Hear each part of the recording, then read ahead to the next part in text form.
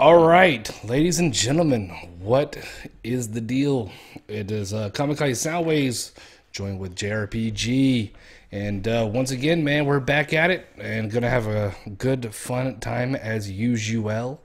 And yeah, man, Jrpg, sir, how are you? Yeah, doing good. How about yourself? Just tired of this humidity down here. Yeah. Uh, I work in the hospitality industry, and we had the PGA. Like, look, I don't follow golf. I can't tell you the first thing about it. I've been to a Me drive. either. I've been to the driving range a couple times, and I played putt putt. So that's about all I got on it. Me But either. yeah, That's about all I play. so all I know is that there's golfers in town. There's a big deal, and I'm like, okay, cool. But no, I've been really busy at work for this entire week. But other than that, like that's pretty much been my entire week. Yeah. So, what else, man? What's going on though? Yeah, yeah. My mom's doing good. She's slowly improving. Just been taking care of stuff around the house that need doing, and just went and ran like little grocery errands this week. Get like milk and that kind of stuff. Yeah, yeah. It's been weird for me. Like since I've been working so much, and my wife has been working so much. My kids have literally like spent the entire week at grandpa's house just because literally like we cannot be home. Like literally my hours are like that crazy and my wife's hours are that crazy. So it's been weird. I feel like a bachelor again. Like I come home, like I'm by myself and I'm like, I don't even know what to do, man. Like I get like kind of I tell you, man, like, when my house is like, I have 4 kids and it's always crowded, but I'll come home and I'm like, yeah, I got the house to myself. But like once I get here, I'm like really depressed because it's like quiet. My kids aren't here. Yeah, It's a different feeling, man. You kind of like, sometimes you're like, oh man, I want the house to myself. But like once you actually get it, it's a different yeah. feeling, man. It's a different feeling. You kind of like don't want that. I know I felt the same way while my mom was in the hospital in ICU. I was like, dude, it's too damn quiet in here. It needs to be lively. And I'm just like you said, you're doing stuff, but then inside you're just bored because you're by yourself. You don't have anybody to talk to. Yeah, exactly, exactly. Yeah, it sucks when you have a quiet house because you want it, like I said, to be lively and full of energy. So you said you had a couple topics, man. So let's go for Uh, those, bro. all right, yeah. The first thing I saw, yeah, this was posted a few days ago. Fallout 4 is gonna have a Game of the Year edition that's going to be launching on September 26th, and it's going to says have all the latest updates, survival mode, gameplay enhancements, and to play mods for free. But the only bad thing is it's going to cost $100. And is this across the board with the consoles, PC, etc., or Yeah, just? yeah. It's PC, PS4, and Xbox One. Huh. Okay. Well, shit, I can't hate on that to be honest with you. I have played just about every Fallout game, starting with Fallout 3. Not every DLC. I kind of skipped over all the DLC with Fallout 4. And I think I said before, like my whole thing with Fallout, man, is like I love them, and I think they're just ingenious games, but like they're just so and too overwhelming for me and my Yeah, gameplay style. Like I'll play the game, and then like it's just like you try to like want to like flesh out the story because you're really interested in it, but what happens is it's like side quest after side quest after side quest after side quest, and it's like I'm like this is like work. Like I feel like I'm at work yeah, right now. Like I don't know. This is too much, man. Like where do I go? What do I do? Where do I start at? Like where do I end this? Like this is crazy. But no, man. I tell you, like every Fallout game that's come out. I think the only one Fallout game that I actually no, I'll lie. In Las Vegas, Las Vegas. I played Fallout 3 and Fallout 3 Las Vegas, or I guess it was 3 Las Vegas, or if it's Fallout Las Vegas. I beat the actual main meat and potatoes of that game, but Fallout 4, it got way too overwhelming for me.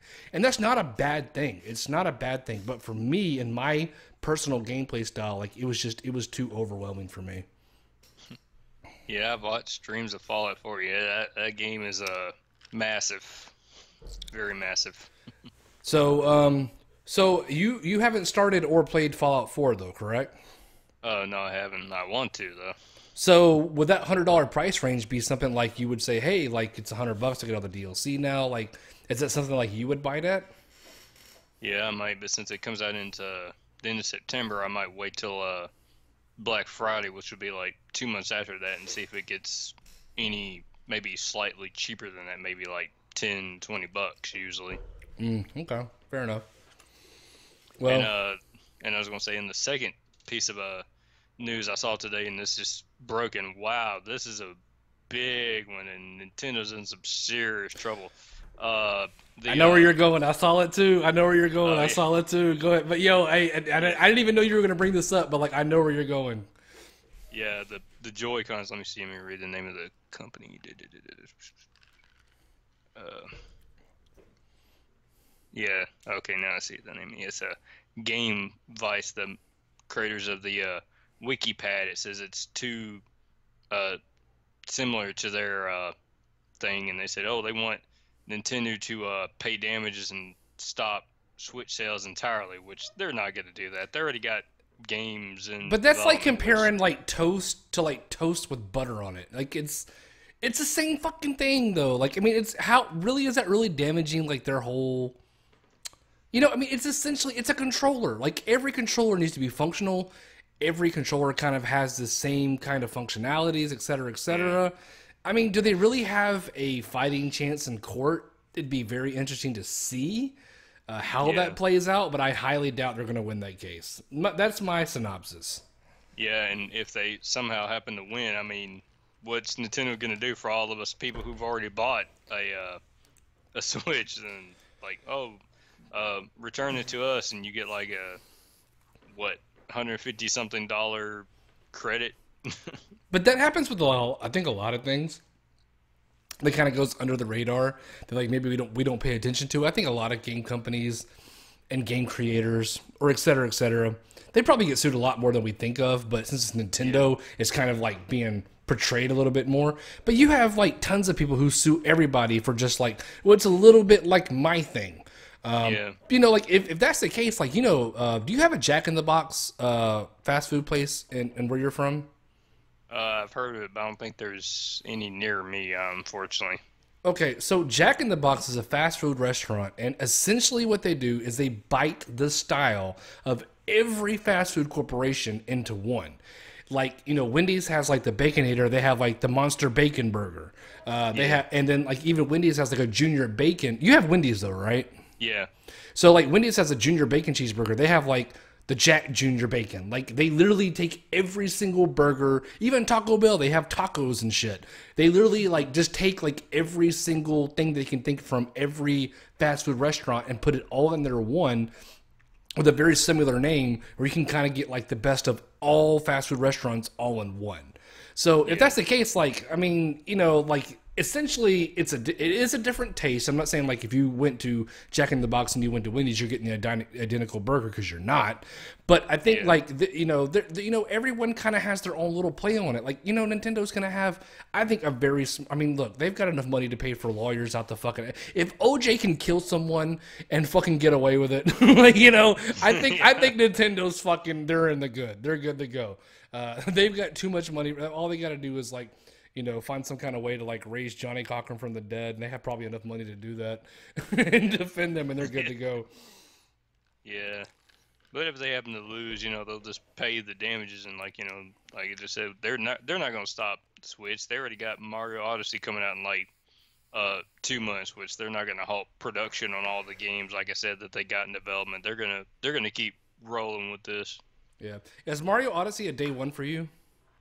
Uh, Probably not, but a lot of my buddies are excited about it. What are your thoughts on it? It's probably the most unique Mario game I have ever seen. And this is I'll agree. coming from, I'll agree to that. I'll 100% agree to that. and I was gonna say this is coming from someone who grew up with started with Super Mario World, and just to see how far we've come. I mean Super Mario 64 blew us away, but this is like blowing us away like times a million. Yeah. I mean, imagine a Mario game like something similar to Breath of the Wild, like where you can just go anywhere. Imagine a Mario game like that. How awesome that would be. I mean, but the thing is with that, there's could be repercussions of that because a lot of people who would want a Mario game, like that's not what they're coming to see. Like they want to kind of be led in that direction. Like a lot of people like when they stray away from like the formula that everyone's used to, they can get a lot of backlash for it, or they can get a lot of praise for it. It could go either way, right? So it'd be interesting to see like what's going to happen with it. But I will say that like I think that it's a Mario game. It's not going to be bad. I mean, what Mario game has been bad? Let's be honest. Not too many of them. Unless it's like on the fucking Philips CDI or some shit like that. Yeah. Mario Hotel. Those and Zeldas are just garbage. Yeah. But I don't see it flopping. I see it doing it very well. I've seen it also being a really good game. But if I could ask myself the same question, I don't know if it's a day one for me, but it's definitely something that I'm planning on getting. Unless like I watch reviews here like stay the fuck away. Even if I think it gets a mediocre score, I love Mario so much, I'd probably down for it like regardless. Yeah. I think the only game that really didn't get a lot of praise, even though it was unique, was Super Mario Sunshine on the GameCube with the whole like water pack concept. Well, I use that. Right. I don't know if like that's a time where like I just got tired of like kid games and like platforming games and started to move on to like more mature games. But like Mario Sunshine is like where that was like the first Mario game that I was like I never finished it and I didn't care. I did not care. I literally could care less. I didn't finish it. I still haven't finished it to this day, and I didn't enjoy it. It was like Mario 64 with an island theme. Essentially, that's what it was with a little water pack. I mean, it was. Don't get me wrong. I don't think it was a bad game, but it just wasn't for me at the time, and I still haven't found like that passion or that drive to go back and revisit it. Well, if I had to choose Sunshine over what was it, the recent game on the Wii U, Color Splash, I would choose probably Mario Sunshine over Splash. That's just me. Well, I'll say the Mario game that I spent the most time with in like probably the last 5 years, and I'll even go back like 5 years, was Mario Maker.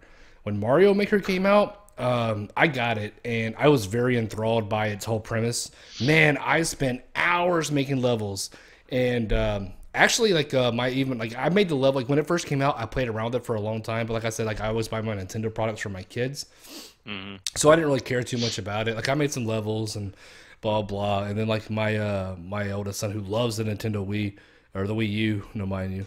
He came to me. He was like, "Man, your level's doing amazing on the website." And I was like, "Really?" And I checked it. Like, apparently, it's apparently if your level does well, they don't delete it. And my level, like, still to this day, has like thousands and thousands and thousands of like people who played it and stuff. It's pretty cool. Like, if like I did, and actually, I'll even explain this level. It's the dumbest level in the whole world. I made a fucking level where there's a huge gap, and the only way that you can pass it is by Dictionary Yoshi. But you won't find the Yoshi because I use an invisible block where you have to find your Yoshi, and the name of the level is like, how do you get across? And some people figured out, like, you're a retard. This is so fucking simple. And some people are like, how do you really get across? This is crazy.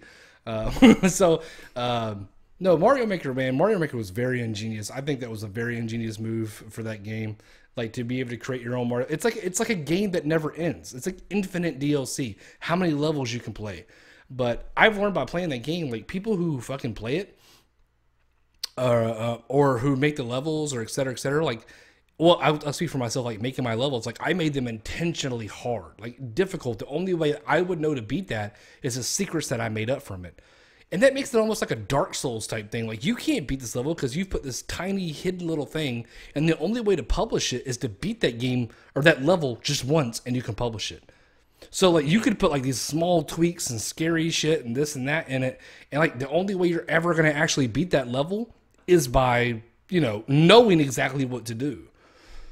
So, but I've learned, and my oldest son, he made some levels. And he's like, you'll never beat this. And I'm like, you're probably right. I'll never beat this. But I learned by making a level, it's better to make the level fun and interesting versus just making the level insanely difficult, which was I think everyone's first thought. Like, just having the evil mentality. I'm making the hardest level ever made.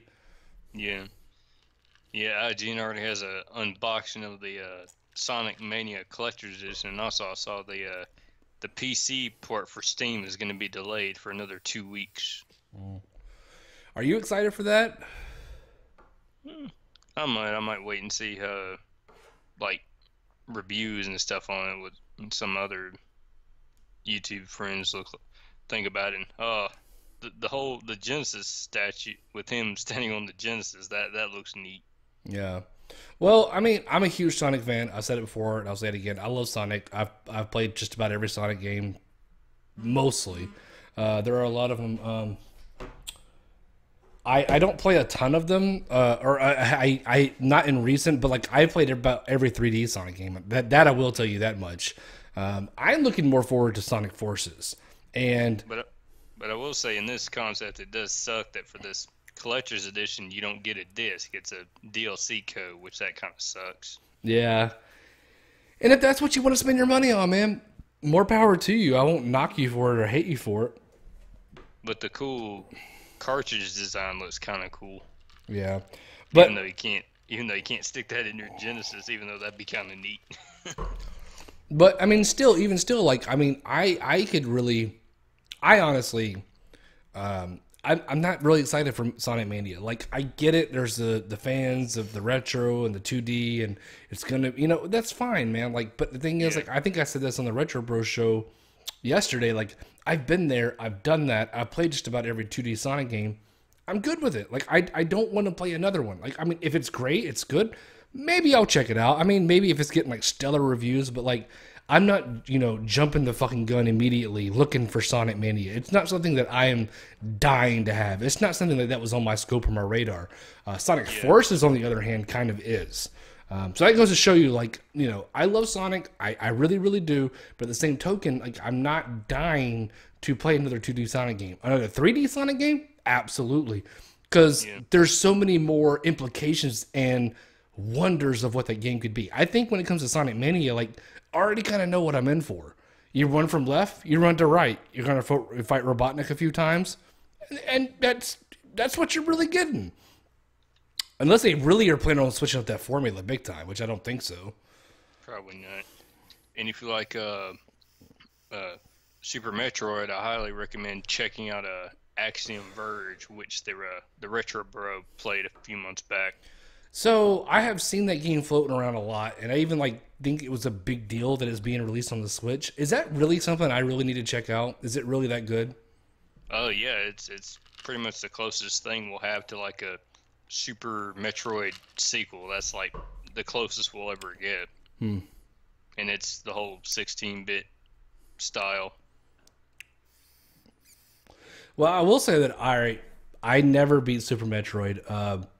Me either. I never beat it. When I had my copy, I couldn't finish it. And of course, this is before YouTube. I got stuck, and that's why I'm glad it's going to be on the SNES Mini. And I'm determined to finish that game, Castlevania 4, and Ghosts and Goblins. I mean, not Ghosts and Goblins, Super Ghouls and Ghosts. Excuse me. Assuming that game doesn't drive me mentally insane in the process. I will say, like, the just the atmosphere of Super Metroid was, like, hands down the best part of that game. The gameplay might have been great. The finding your own way might have been great, but like when you get like off that ship, just that feeling of just isolation, alone. Like, I mean, it was really epic for that time. Because I got Super Metroid not around when it came out. I got it maybe a year or two after it came out, I probably didn't get it. I probably rented it from like Blockbuster or some shit and played it. And I was like, man, this is really fucking just, it gave me feels, man. Like right here, I was like, man, this is, the storm and you're shipwrecked and there's aliens. It was like right up my fucking alley. But it was difficult. It was really difficult. And that's why I never finished it, because I mean, honestly, it was too difficult for me, man. Yeah, and plus it's so massive. If you don't have a map, you got to figure out where you're supposed to go. Tyler Stevenson joins the chat. He said, "Yo, bros, I'm ashamed to say I've never beaten a Super Metroid either." Hey, we haven't either, so it all is what it is, man. It was a difficult game, and then if you really wanted to beat that game, you kind of had to go out and get that strategy guide. And strategy guides were not cheap back then either, man. Strategy guides were fucking pricey, man. They were like, $20. And if I had $20, I'm like, I'd rather just take that $20 and like buy a fucking Transformer or a Ninja Yeah. Turtle or invest that shit into a new game or something like that, And now guys are like anywhere from like 25 to 30 bucks. I was like, "Phew, that's why I only buy them when I absolutely need to. I'll just look up, a gameplay on YouTube to see how if I get stuck on a puzzle or a boss or whatever. Yeah. And, I mean, that kind of goes a lot of ways. Like, games today, like even if they're hard, they're kind of still easy because you can just watch tutorials and Yeah. et cetera, et cetera. Like we don't have a challenge nowadays like we used to, man.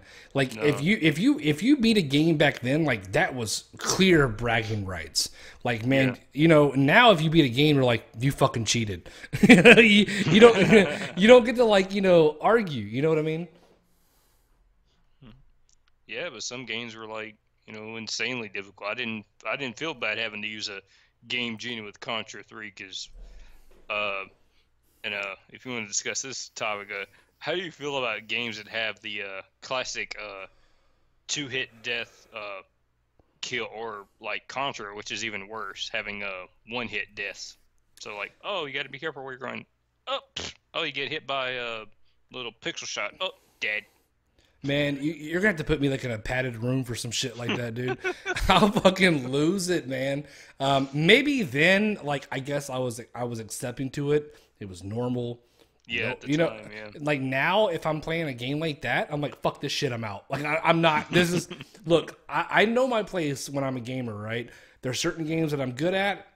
I think that I'm decent at Overwatch, but I also know that I played competitive and I kind of know where I stand. Like I'm not as good as I thought I was. Destiny, I do think that I'm like pretty decent at it. But like the real hardcore games like Dark Souls and Bloodborne, like dude, count me out. I'm not that good. I know I'm not that good of a gamer. I don't have the patience for that shit. I don't have the time for that. Like I know my place. I'm not that good.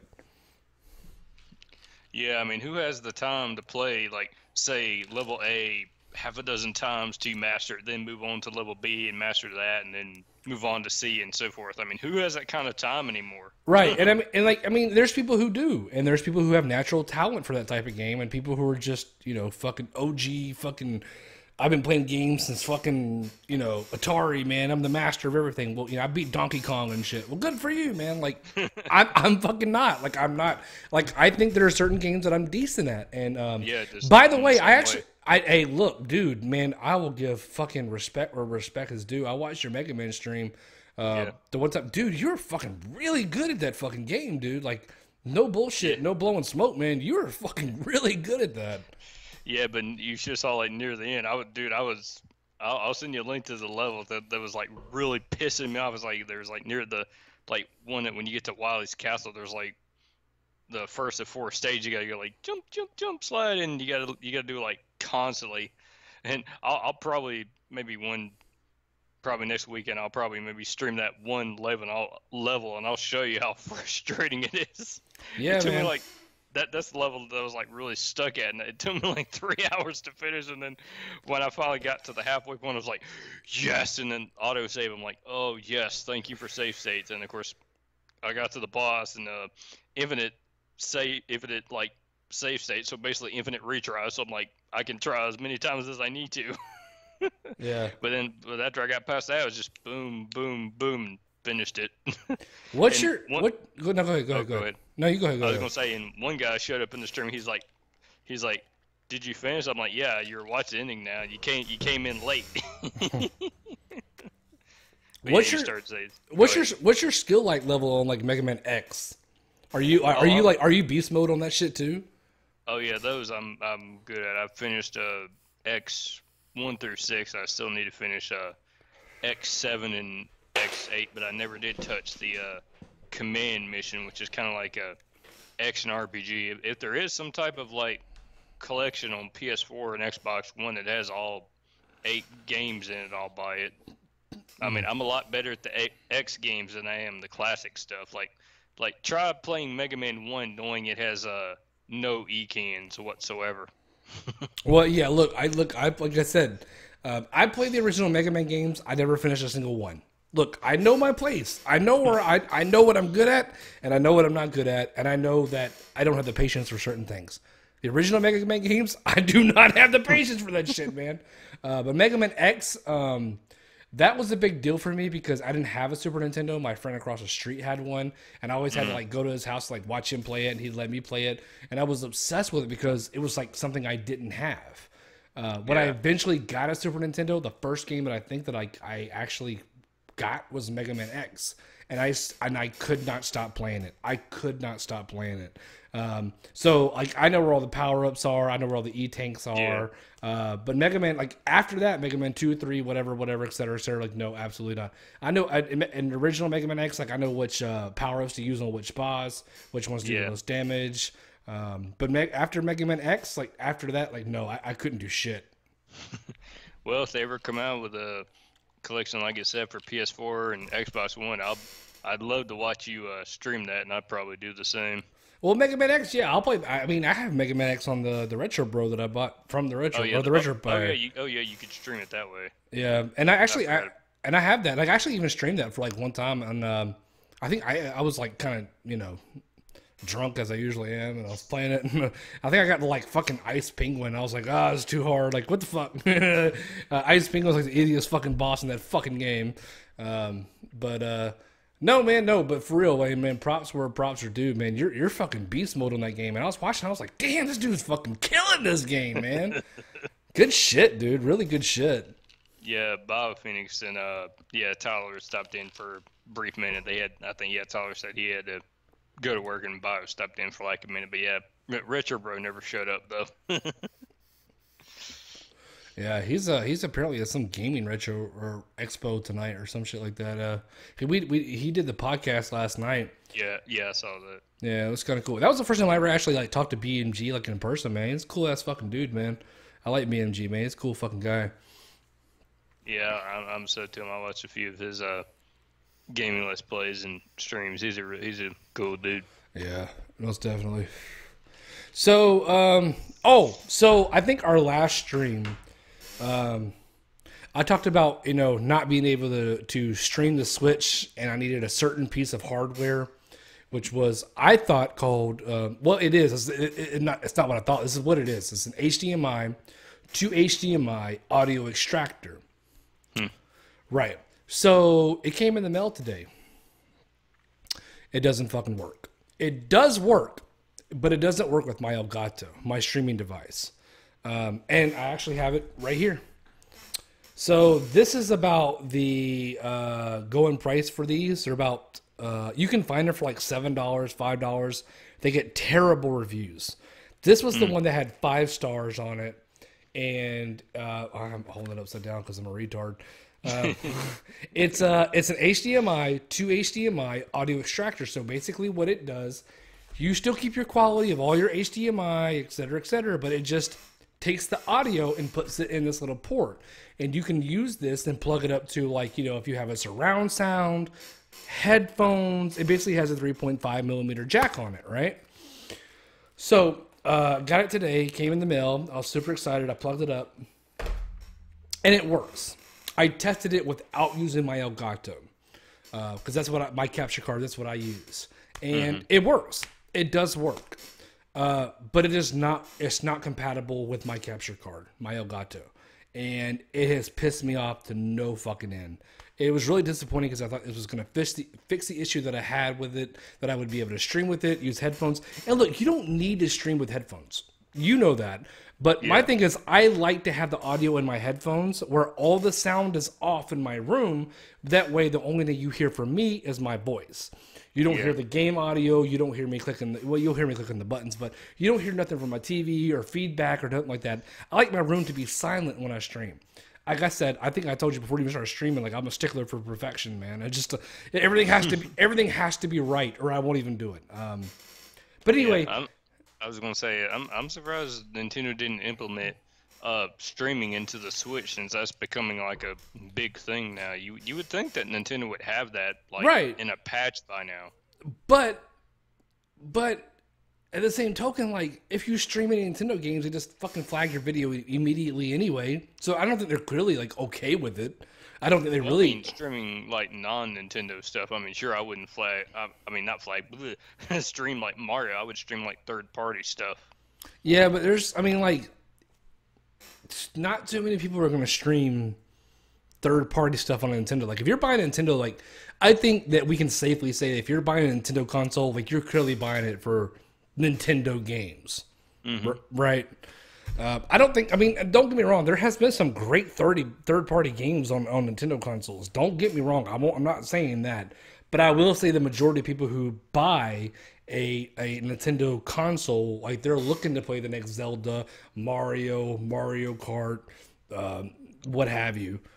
Yeah, Smash Brothers and all that. Yeah. Et cetera, et cetera. But this was really disappointing, man. I paid $30 for this, and this bitch is going back to Amazon as soon as I fucking get a chance to go take it back to Amazon.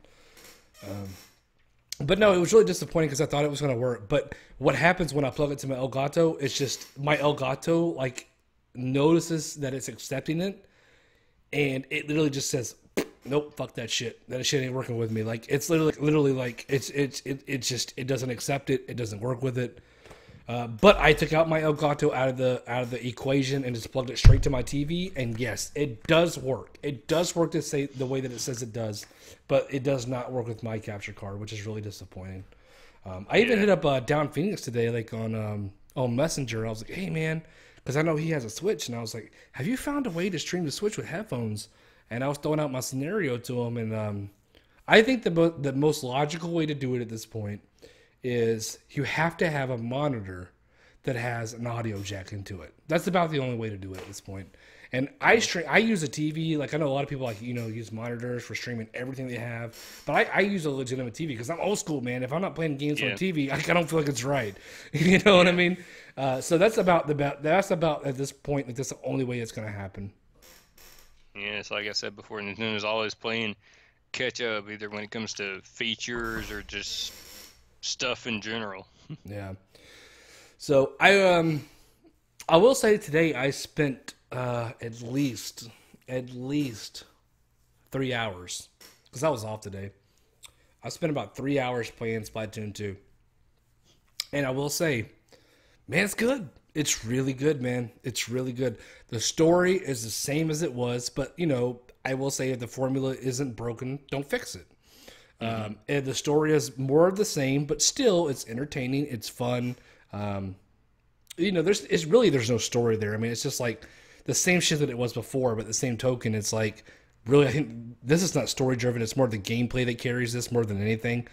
And you can say that for other things, like the story carries it more than the actual gameplay, but this is straight gameplay, and the gameplay still carries it. I mean, like I said, if it ain't broke, don't fix it, right?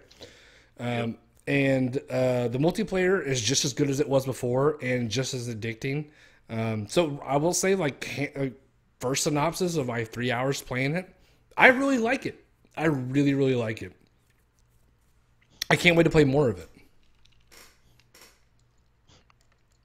Yeah, I'll probably give it a try later while the online is still free.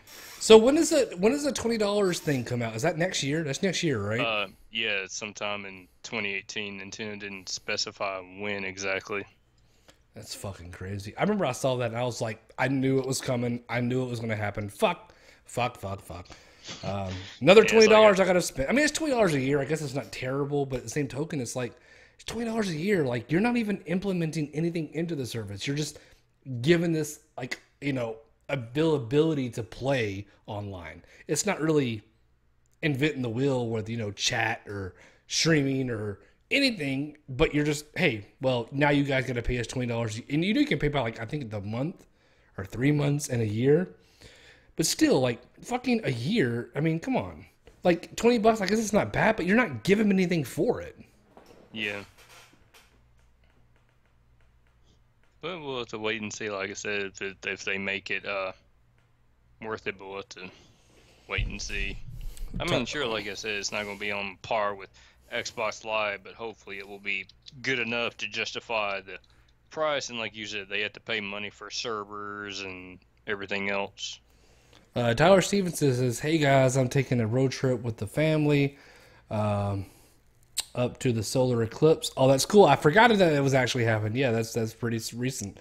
or that's happening soon. He said, any good RPGs on portable system recommendations for when I'm on the road?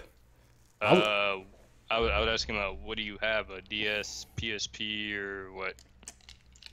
yeah, exactly, because PSP and Nintendo 3DS and PS Yeah, Vita, for that matter, are like, I know you can kind of rope them into the same thing, but they're really three complete, distinct, different. Yeah, different, and different games and different things. I will say, just off the top of my head for the three, I can't even name anything on the 3DS because it's just not for me, man. I actually will say that I played Mario and Luigi. What the fuck is it called? Dream Team. team. Yeah, Oh man, I did not like it, man. I really didn't like it. It was too easy. It's like you really just PSP, 3DS, and Game Boy. I will say on PSP for my picks, if you've never played, what the fuck is my PSP collection? If you, which I'm sure you have at this point, if you've never played Final Fantasy Crisis Core, do yeah, it now. that's a good game. Stop what you're doing and play that fucking game, man. Especially if you played Final Fantasy 7, it just like it's so good. Yeah, it's basically a prequel to that, basically. Yeah, and it kind of like answers a lot of questions that I think a lot of us always had playing Final Fantasy 7. Well, I guess more Yeah, for me because I was like really the only Final Fantasy game that I played. 3DS, I can't really speak for an RPG, but I will say like the most game that I've spent the most time with on my 3DS so far is Donkey Kong Country Returns and the Ocarina of Time, the 3DS version. yeah. Oh, and since you like Mega Man X, can the Retro Bros stream? I mean, not stream. Play PSP games. So, I'm sorry, say that one more time. I was asking if the Retro Bro Pi can it play PSP games? It might be able to. The one that I got from him doesn't. It has Game Boy Advance, Game Boy Color. I think those are the only two things that it has on it. Yeah, I think he said he's looking into like expanding. But yeah, if he ever does like an update or something to put like PSP, you should play the Mega Man X remake on PSP. It's really good. But yeah, to answer your question, Tyler, let's see, PSP, they have the PSP port of Final Fantasy Tactics, War of the Lions. That's good, and they have the remake of the original Star Ocean on there. They have the Final Fantasy IV collection. That's good. Let's see. Of course, 3DS has, of course, your Mario's and your Zeldas and all that stuff. And I was really surprised Splatoon didn't get on the 3DS. That really surprised me. Give it time. Give it time. Give it time. It's gonna happen. Well, 3DS has probably only got like another year left. I wouldn't see the point in doing it now. Well, I mean, the Switch is like, I mean, the Retro Bro likes to, say like it's selling, but still, hands down, Nintendo's biggest market is still their mobile and their we're not mobile, but their handheld. Handheld. Yeah, that's clearly where their market is at, and it was for a long time.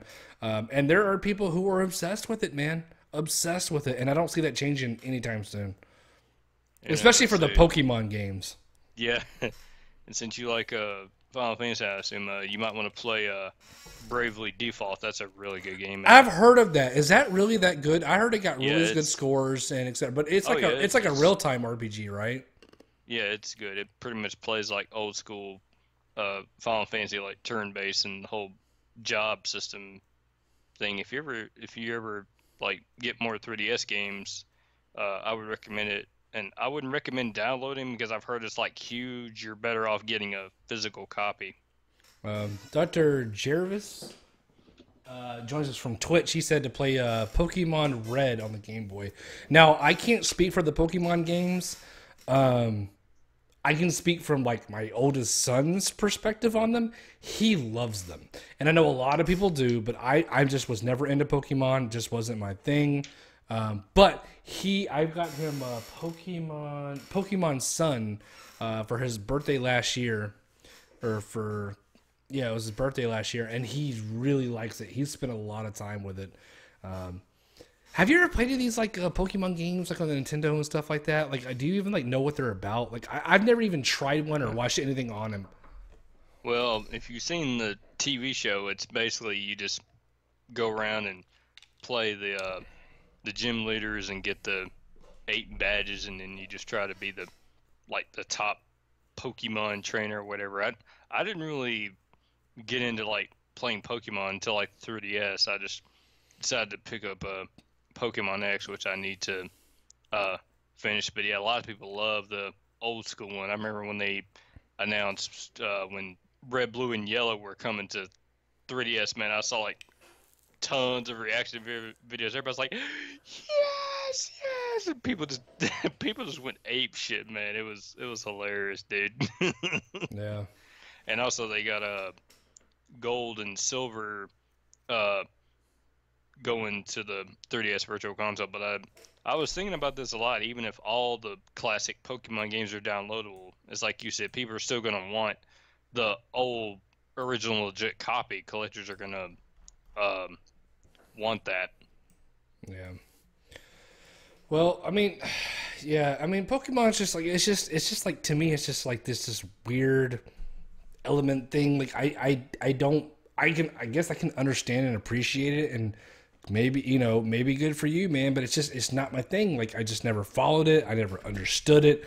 And maybe if I spent the time and wanted to culture myself in the Pokemon world, maybe I would grow to love it too. But I just don't have the fucking patience for it, man. Like and for something that epic and it's like something that's that widespread, it'd be hard for me to like come in at this minute. You know what I mean? I feel like if you were a fan before it, like say like Dragon Ball Z, like if I try to talk someone in Dragon Ball Z, like they're not gonna understand. Like they have golden hair. They what? There's a big pink thing. Like you know what I'm saying? Like if you weren't there from the beginning, it's kind of hard to bring someone into it. Yeah.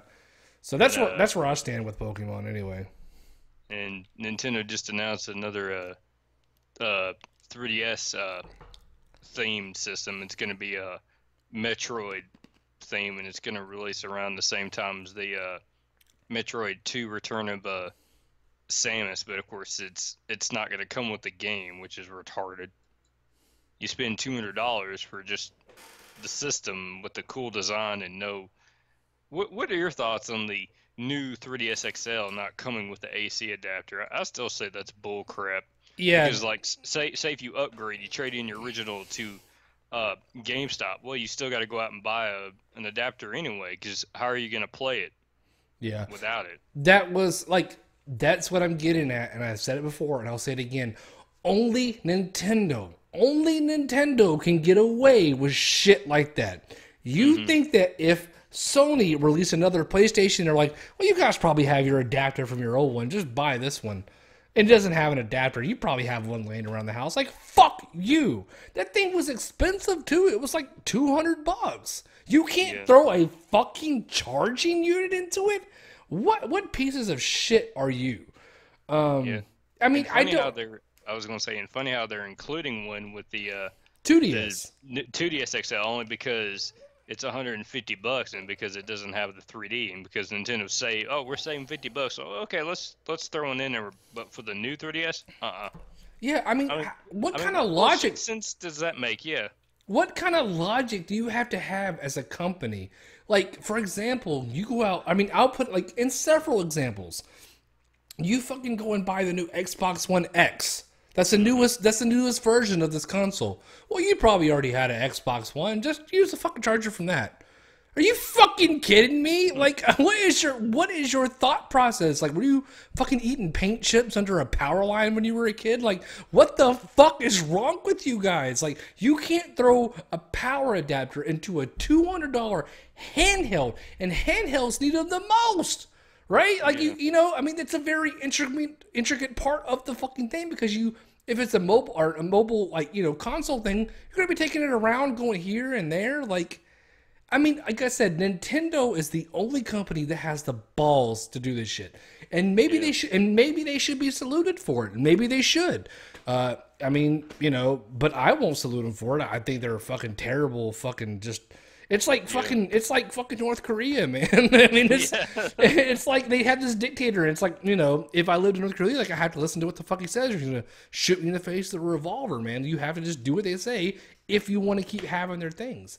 And Yeah. there's this principle behind it where it's like we just have to accept it. We just have to accept it. And why should we accept it?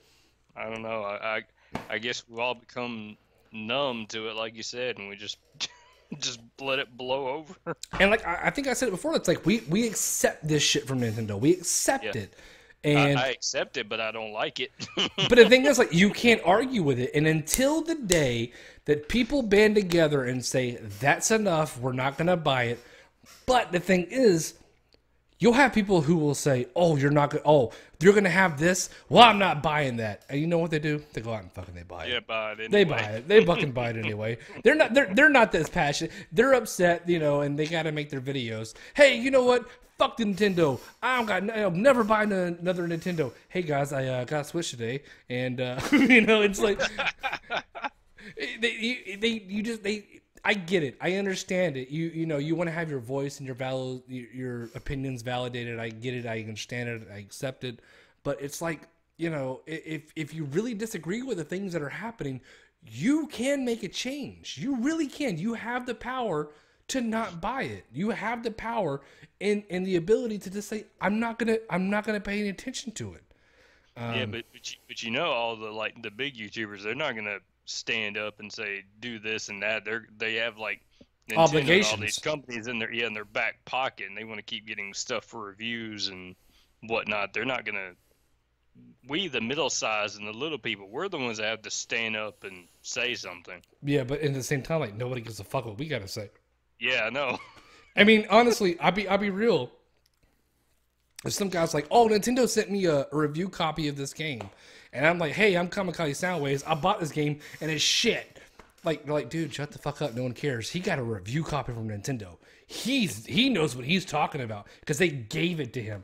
Well, maybe you might want to rethink that fucking statement because clearly he has to put a positive spin on it. He has to. Yeah. He has no choice. It's like he has a gun into his head on the other side of the camera, like, it better be good, boy. or shit's about to go sour real quick.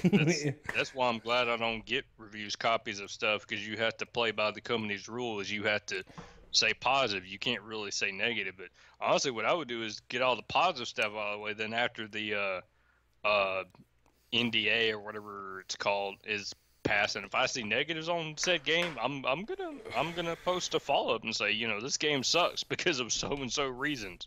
Right. But I'll put a disclaimer first and say I couldn't say that before because of my agreement with so and so company. I couldn't say that then, but I'm gonna say it now. Agreed. Hey, I'm gonna take a little quick break. I gotta use the restroom, and I'm gonna make another drink. I'll be right back. All right. All right. I'm gonna go grab another bottle of water while I'm at it.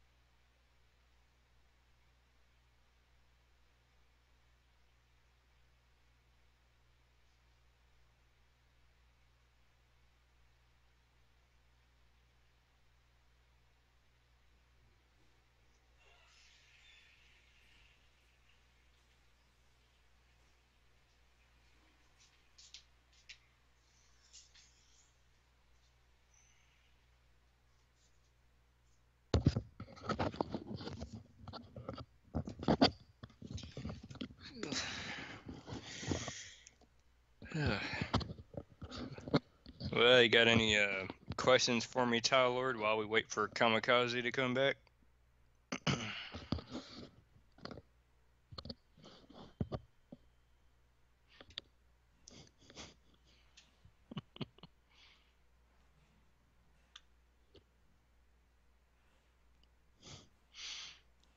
Yeah, but like we were saying earlier, yeah, I mean, we just, even though we don't like a lot of Nintendo's business decisions, we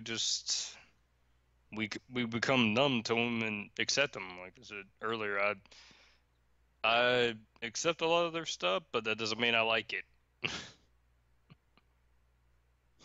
I went in and bought an extra AC adapter for the new 3DS that I have, so me and my mom can both have an AC adapter. Like, say hers is charging, like, oh no, mine's running low. I need to go charge mine.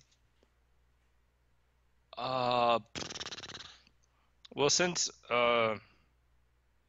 hmm, most RPGs it's 99. Uh, hmm. But I know games like Star Ocean have like 255. I haven't finished 12, but I was most Final Fantasy. I would assume it is I would assume it's 99. I've never seen a Final Fantasy where you can go past level 99. Yeah.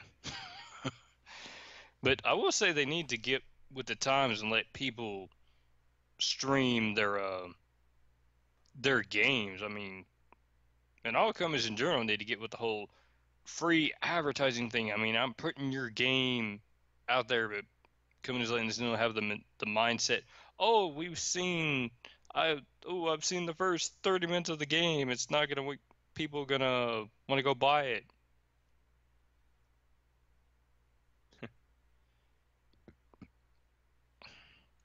Yeah, some people grind more than others.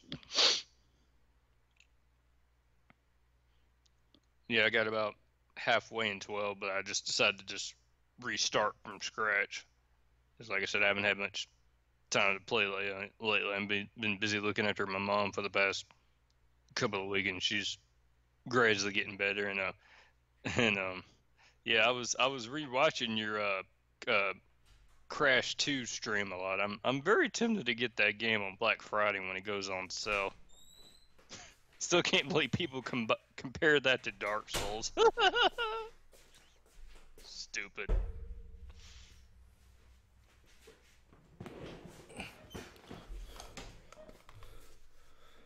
All right, I'm back. Yeah, I just came back from myself. I was just entertaining Ty Lord while you were gone. Hey, so I had this conversation with Retro Bro yesterday. I was kind of curious, like, what is your official thoughts on the Nintendo 64? Was that an impactful console for you? Well, I didn't have actually one of my own, but I considered it very innovative for what it was. Even though a lot of people don't really like the uh, controller, and I do wish they had made the analog stick like more durable because it would like wear. That's the only really flaw of the controller because the analog stick will wear out over time. Even though I've seen like people's PS2 and PS4's analog sticks wear out, and honestly, I've never had to replace like any of mine, and I think probably just kids they don't know how to like take care of their stuff. And also, you can put like a mini type of GameCube analog stick on it, but that just makes it like a little bit shorter, and to me that feels a lot better. Yeah, and that's funny you bring that. This is my original PS4 controller. I had like the Batman skin all over all of it, Yeah, and I had to take it off because it was like super sticky. It got like the glue was coming off of it. I cleaned it up, but the only thing that's like left from that remnants is like this Batman face right here for the touchpad. Um, yeah. but I don't know if you can see it on stream, but like Here, this is this I'll watch is the picture. this Let me see. this plastic or the rubber that came off this rubber that I keep pulling up came off of Yeah, my PS4 controller. And that's when I was like super into Destiny, and that was like, to go forward. And that's how yeah, much I played Destiny. Like, I played Destiny so much, I literally broke this fucking controller. Not by hitting it, just by using it that much. yeah, yeah. I've heard that. But I ended up getting Yeah, this one. I ended up buying another one. yeah. I've heard the analog sticks. I think are the thing like to easily uh wear out. Honestly, I would just go on like and buy like a replacement like analog stick and just open it and put a new one in. Yeah. That's what I would do because they're like $60 a pop. Yeah. Well, that one, that was my original PS4 controller. And like I said, like no discredit to like the original or any PS4 controller, but when that thing, the rubber eventually came up on it, like understandably, I spent so. I mean, I can't even put into hours how much time I played with Destiny. Like I can't. Like I played it from sun up to sundown for fucking a year, all day, every day. I was obsessed with it. So for it eventually to kind of come unraveled, like it was kind of deserving it. I won't say like it was cheaply made because I think it still held the test of time. But I mean, I put a lot of time and a lot of stress on that controller, man. Oh, a lot of people say to get those little rubber grips that you can put on the analog stick, so that way you don't have to buy a new like controller if your analog stick wears out. You can just put the little the rubber feet on the top of them. Well, the Xbox One controller, which I'm holding up right now, like I'll say, like, all right, for example, from both of these, I'll start with the PS4, right? The PS4, I feel like if I'm playing, because I have Destiny on both consoles. That's how much I love that game. I play it on both of them. But I'll say, like, when I'm playing PS4, and for example, if I'm like pressing up like this, I feel like my thumb eventually keeps sliding up and I gotta recenter it. You know what I mean? Like if I'm going forward for a long time, my thumb just keeps rising up, keep rising up, and I gotta pull it back. All right. Now the Xbox One, I'll say it has these like tiny like little microscopic grips on it, which is amazing. Yeah. Like you press up on this, your thumb's not going anywhere. It literally stays locked on it. And I think that's a really good design right there. Oh, let me ask you this: how far do you think Microsoft have come from controller design since the original Xbox controller? Okay, so, all right. I think I've already established that. All right, I'll go ahead and just pull it out for reference. Give me 1 second.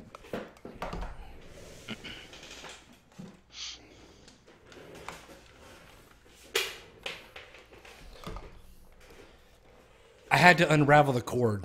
The kids will never. They will never know the struggle. All right.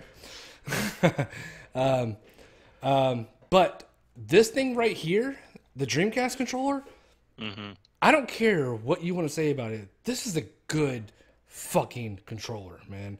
It's comfortable. I liked it. It was very functionality, like wise, whatever you want to say about it, man. I don't care. And it was very, very, very inventive with the VMU, with the screen in the middle to like give you like if you were playing Resident Evil Code Veronica to give you like the health gauge in between it to display like the game, take it out and play like the little, modes on it or etc. Like I mean, it was very trivial. No one ever used it. I know that. Yeah. But still, like this was a good fucking controller. So what I'm getting to is the point is that this was copied by Xbox hands down. Yeah. Or Sega had a big play in it. Either way, however you want to put it. But the OG Xbox controller, I didn't hate it. I liked it. I enjoyed it. It was comfortable, and it felt like home for me because it was essentially just another Dreamcast controller. Yeah, originally Sega wanted backwards compatibility for the Sega games to be backwards compatible on the original Xbox, but Microsoft said no.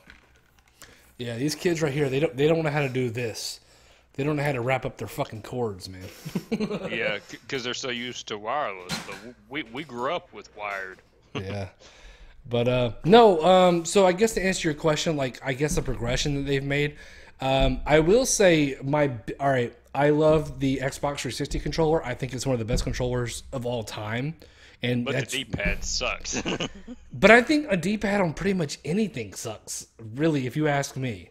That's my opinion. Don't crucify me for it. That's fine. I don't like the D-pad on. All right, so all right, let's say like in a modern console age, like what controller would you say had an acceptable D-pad on it that you were comfortable with using, like you liked? Well, I've already become accustomed to the PlayStation type controller, even though it's a broken up D-pad, and I've held a Xbox One controller like the displays at Walmart, and it's very good. But as far as Nintendo, I'll rather just get their Switch Pro controller once that goes on sale. Even though Black Metal Gamer recommended the what is it? Trying to remember the company that made The the Hori. yeah, Hori one, yeah, for like 26, but it's wired and you can like detach the D-pad. And I was I like, saw that. yeah, Yeah. yeah, but Um. I read.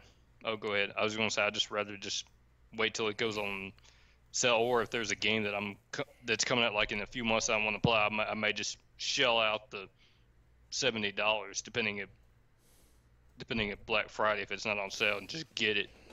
Yeah. No. I mean, I don't got nothing against like PlayStation's D-pad or anything like that. Like, I mean, I played Street Fighter 4 on it. Good shit. Liked it. It was good stuff.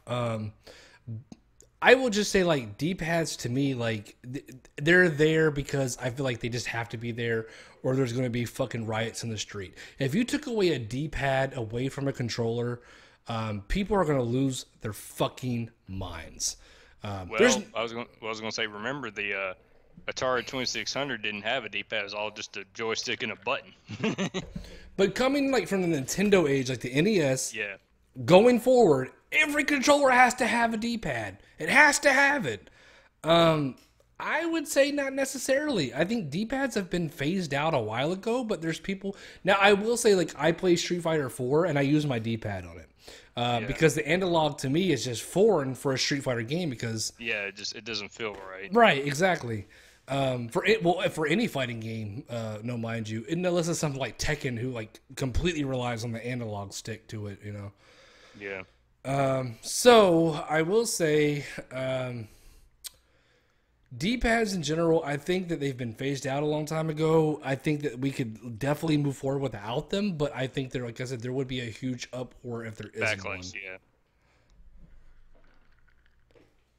Well, actually, you know what? Well, you know what? You know what? I'm looking at this thing right now. The Nintendo Switch really doesn't have a D-pad on it. I mean, if you want to call the four, the arrow buttons, I guess that's what you're going to classify. Yeah. If you want to classify that as a D-pad, that's not necessarily a D-pad, though. I mean, it's Well, it's a D-pad. It's a D. Fuck it, it's a D-pad. It's a well, D-pad. well, what I was gonna say was that's similar to what Nintendo's done. I mean, not Nintendo, Derp. Sony's done since the original PlayStation. Just the broken up arrow D-pad. It's just not a solid D-pad square. Yeah. Yeah. But yeah, it kind of felt weird, like transitioning at first using, like I'm fine now with analog, like for moving like my character and stuff. But as far as fighting, like you said, I have to have the D-pad because it would just feel so weird. Yeah, it's too foreign, man. It's great for just about everything else, but when it comes to fighting games, like I in my brain does not register how to use an analog stick for a fighting game. And some people can, and some people do. Now, I will say with Marvel vs. Capcom 2, I use an arcade stick all day. It didn't bother me. Arcade sticks are a little bit different, though. Those are very natural for fighting games, I think. But Well, also Tyler loves the original Xbox controller, the Duke, the big bulky one. it's good, man. Oh, and I forgot that was our whole conversation. That's where I should have been leading into. So I guess from the OG. All right, so the new Xbox controller. So the X360, I guess I never touched on this topic of the Xbox 360 controller, because or Xbox One controller, because I actually have a major gripe with this thing. Number one is 2017. Why are we still using AA batteries? Yeah. Why the fuck are we still using batteries? Now, all right, granted, if you can see this little black box that I have in my outlet socket, right, it's hard to point when I'm on cam.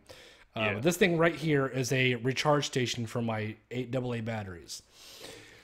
Granted, I can recharge my batteries, so it's actually kind of easier, right? I don't have to like have it plugged up. I can literally just let it run out and then switch them out, and that's kind of convenient. But why the fuck not have the option just to recharge it? I mean, everything is rechargeable nowadays.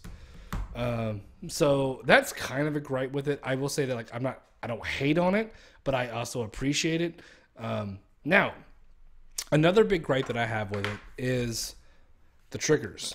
Okay. Yeah. Now, the triggers on the Xbox One controller are comfortable. They're great. It's very solid.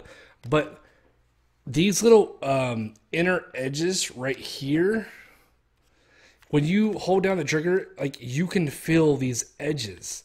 and sometimes it kind of hurts your finger because like if I'm like playing Overwatch and I'm like fucking die, like I'm holding down the trigger super hard because I think in your brain you're like if you hold down the trigger harder, more happens. But I'm holding this down and like I can feel this rough edge right here, and it's sharp, man. Like you feel it. So I think that's kind of a design flaw, and maybe I have just a shitty Xbox. I mean, maybe it's like the first version. I don't fucking know. Maybe they've changed it. Well, how's the what do you call it? Button sensitivity? Like when you're pressing, do you feel the clickiness? That's what I'm thinking of. Do you feel like the clickiness when you press the triggers, or do you have to press them in more to make sure you get the click?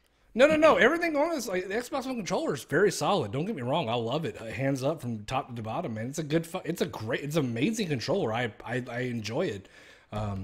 I will say that I think the 360 controller, even though it has the almost identical design, I still think the 360 controller is just a little bit better. It's more comfortable. It's more intuitive. I mean, essentially, this is the exact same thing, right?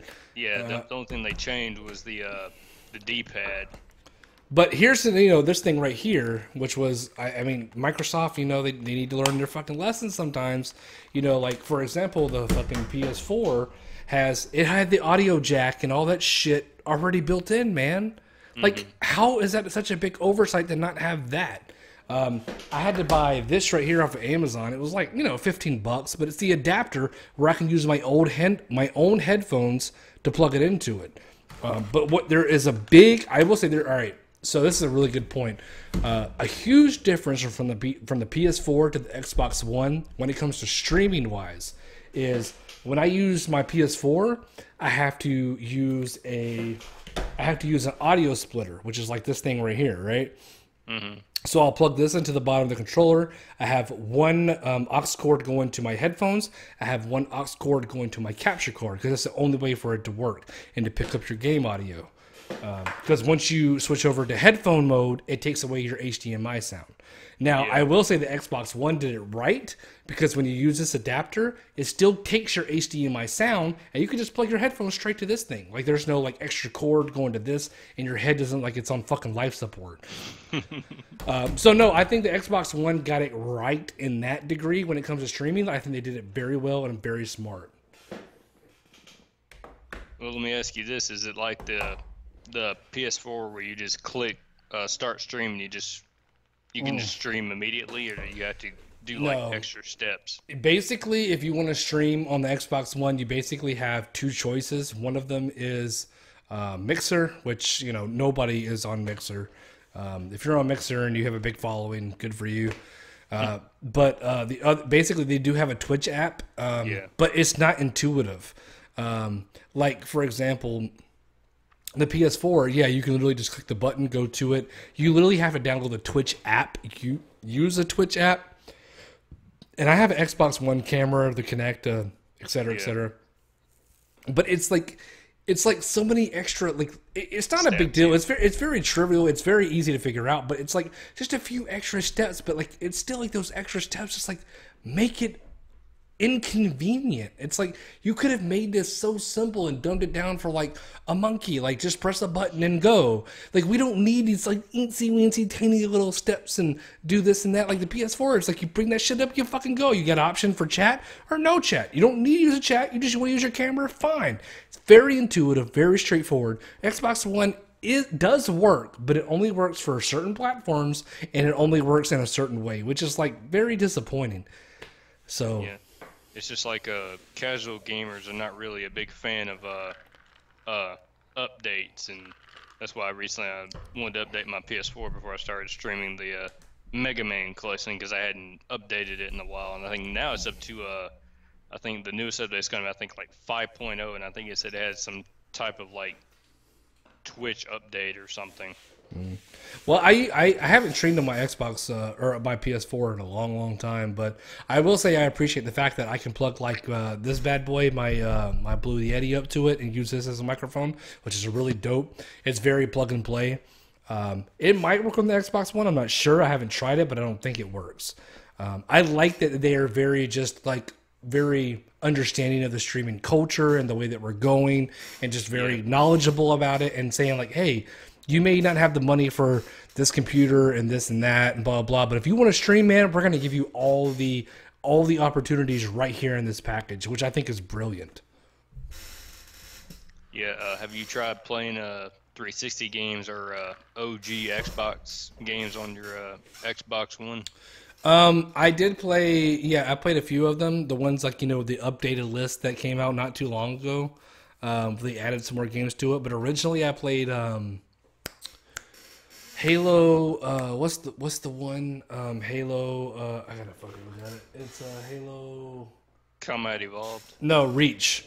Oh, Reach, yeah, Yeah, Halo Reach, yeah. Halo Reach. They put on the Xbox, or for you can play, plug it in or put it into your console, and it just doesn't seem the same for some reason. Like it seems kind of laggy a little bit. So, and you know what is actually funny that I bring up that game? It's very funny that you can bring this up for me to even say that game's name. Do you remember the backlash that fucking Halo Master Chief Collection had behind it?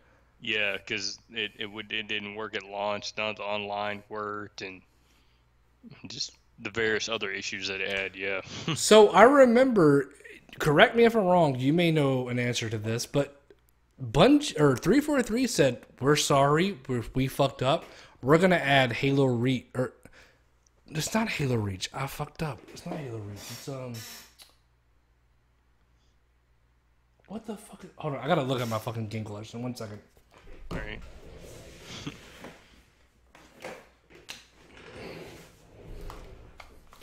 That's what it is. Halo ODST. They said they were going to add Halo ODST into the Master Chief Collection for a free update for all the problems that they caused. That never happened. But they did promise that. Do you remember that? I think I remember reading something about that, and that's why I never trust a promise a company makes until they deliver on it. But like they don't even need to promise it. Like they clearly fucked up. They made a mistake. And they were trying to compensate. They rushed it out, yeah. And they were trying to compensate, like, hey, you know what? We know we fucked up. We made a big mistake. We're going to go ahead and give you this, guys. On us. We're going to make a remaster version of it and give it to you. Or it doesn't even need to be a remaster. We're just going to add this into the collection for saying, hey, we're sorry we fucked up. That went away. No one ever heard of it again. No one ever thought about it again. And it just never happened. Yeah. Maybe if people spoken up, they probably would have. Well, here's the thing.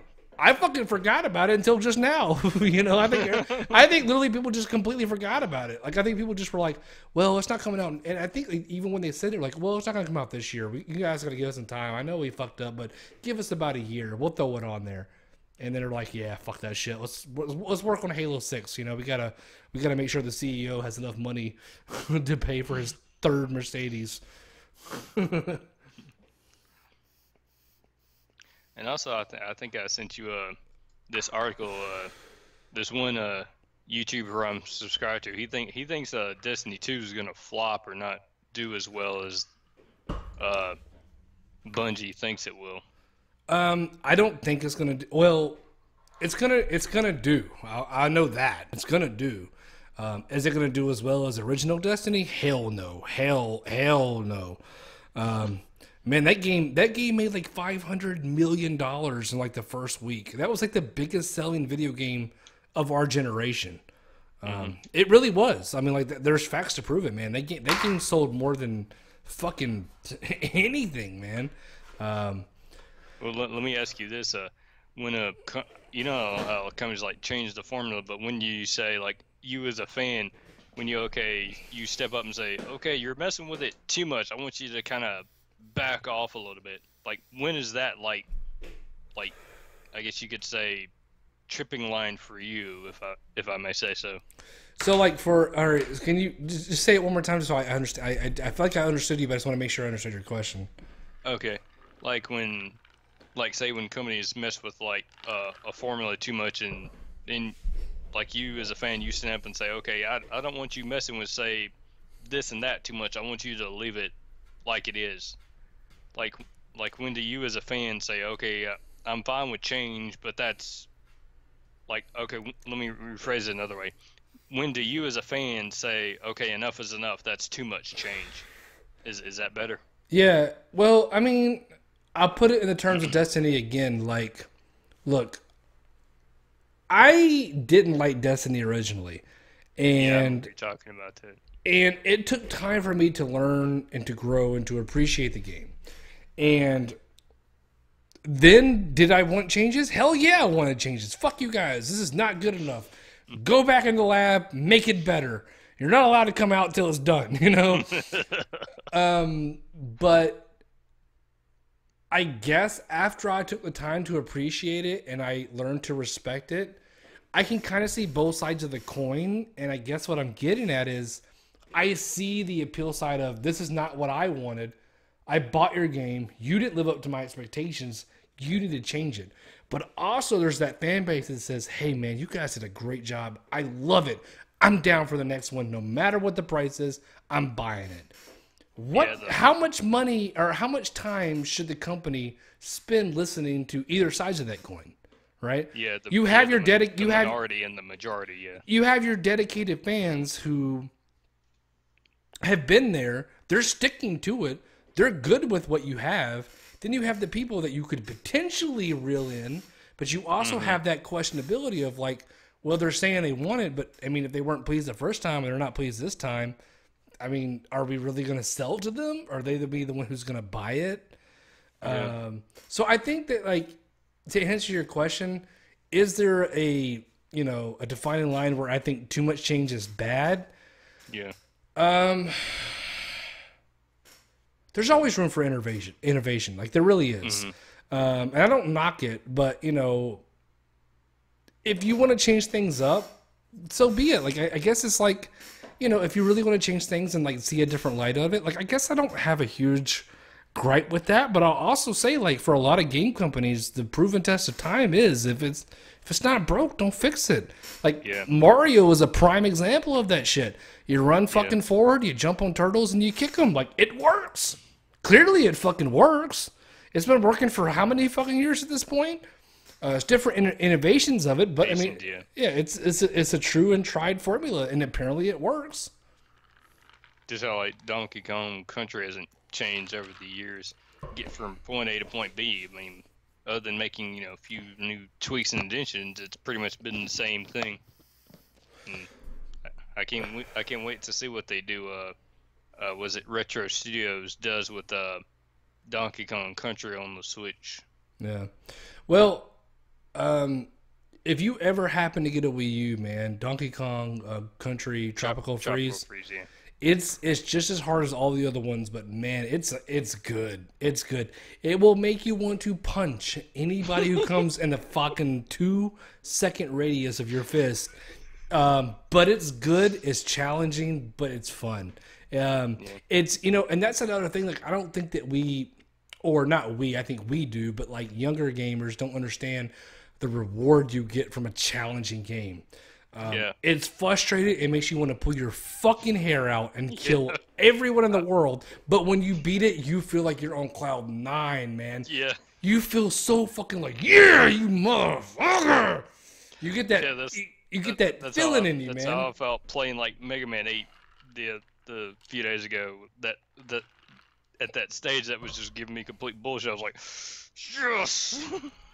It makes you feel good, man. Like it really does. It gives you that like. Yeah. I guess the modern generation, is so used to hand-holding. I mean, like, but I will say one change I do want to see in modern games. Like, if you like restart a game, like for the second time, like give me the option to skip the tutorial if I want to. Like, I already know how to play. I don't want to sit here and watch all this tutorial crap again. Give me the option to fix that. But a lot of companies don't do that. They all assume you're playing the game for the first time. Well, they kind of have to because they're always,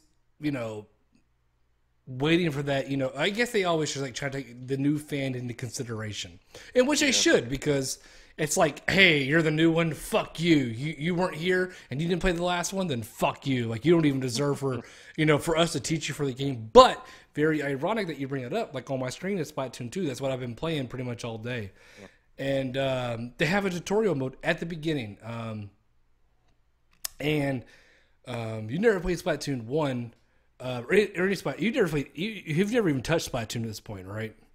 Oh, no, I haven't. But I've watched tons of, like, videos and stuff, so I get the gist of how it works. Right, but they initially want you to play with motion controls. The Yeah. primary setting is with motion controls with the Wii U and the Switch. And you can't even turn off the motion controls until you beat the tutorial. You don't even have the option in the tutorial to turn off the motion controls. So you really had to play the entire tutorial with motion controls. And I'm like, I need to get this shit over as fucking quick as possible so I can turn this shit off. This is terrible. I hate it. So yeah, I get 100% exactly what you're saying. But I mean, I don't understand. Like, you know, if this is a game that's that popular, and you want to have a tutorial, I appreciate it. But you're not even going to let me play with an option that was in your last game to even turn this shit off? Like, really? Are you really that fucking having a diehard boner that won't go away until I play with your motion controls? This is not the way I want to play the game. I don't like it. I don't want to play it that way. Yeah, and the Switch shows that Nintendo's doesn't quite want to let go of the whole motion control gimmick, but at least this time it's not the main focus like the original Wii was. Which it worked. Let's be fair. Let's be honest. It worked. I mean, it look, I know you have a Wii in your house. I have a Wii in my house. I can guarantee you, like, you know, fucking, there's people in retirement homes who have fucking Wii in their fucking little room. Everyone got a Wii. It was a good gimmick. It worked. It really did.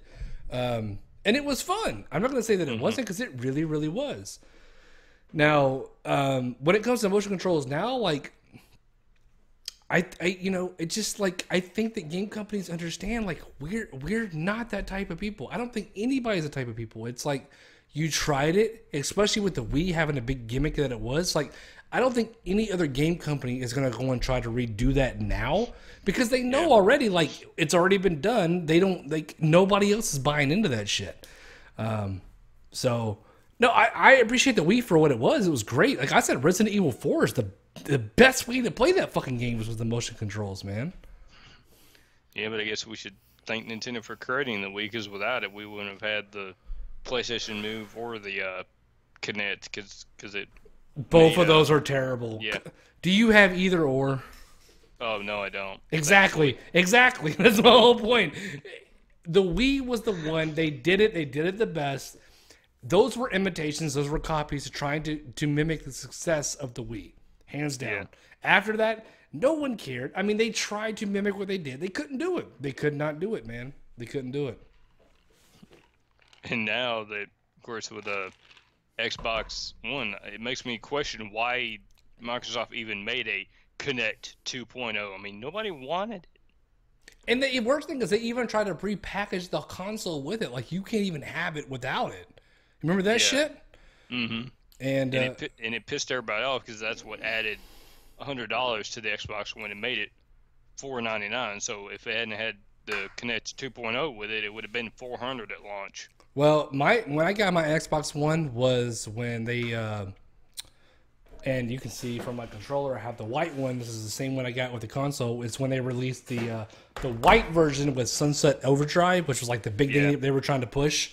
But that was like the one without the Kinect. Now I ended up getting a Kinect eventually, but still to this day, I have yet to play one Kinect game. I have no drive. I kind of want to go find like the worst one and do a let's play of it just for fucking fun, to like show how bad it is.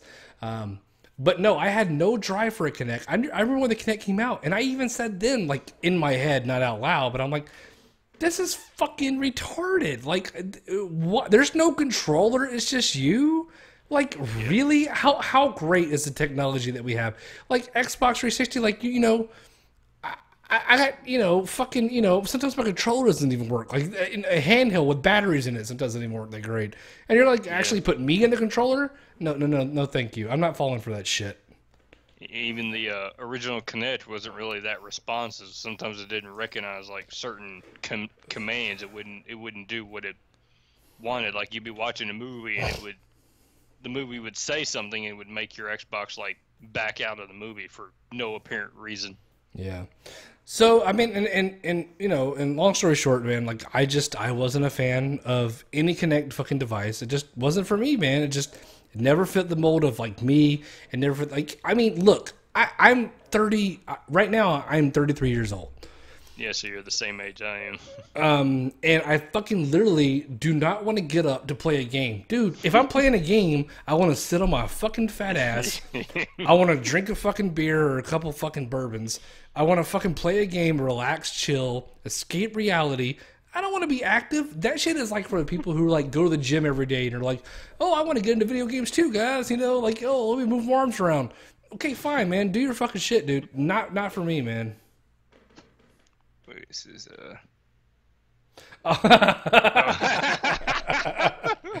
No, man. Look, my thing is, Tyler, I love scary shit. It's like you can show me the most trippiest, scariest shit that you can find on the internet and the world. I will sit there and turn to you and say that was cool. I love scary stuff. It's like one of my favorite things in the world. It's weird. It was crazy. It was a good game, man. But I like stuff like that. But that was a weird fucking game. That's why I want to do a let's play of it. Because I thought it was fucking weird, man. Oh, you should play the was it the Telltale Walking Dead games? Well, I did. I played both of the first two ones. Here's my thing. Are you a fan of The Walking Dead, like the show? My mom is.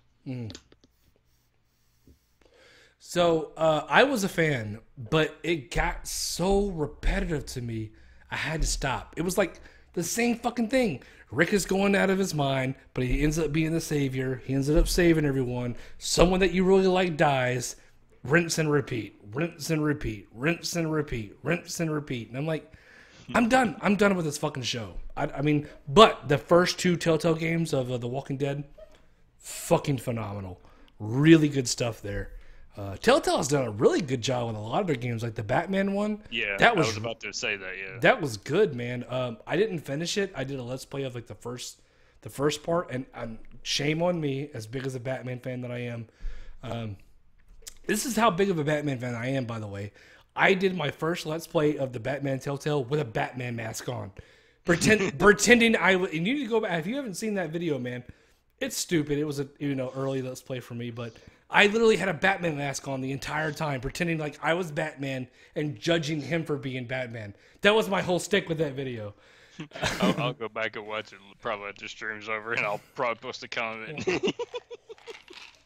So, anyway, shame on me. I only played the first episode. I know there's 5 of them, and I bought the whole thing. I have them. I could play them, at a second or drop of a hat, but I didn't play them.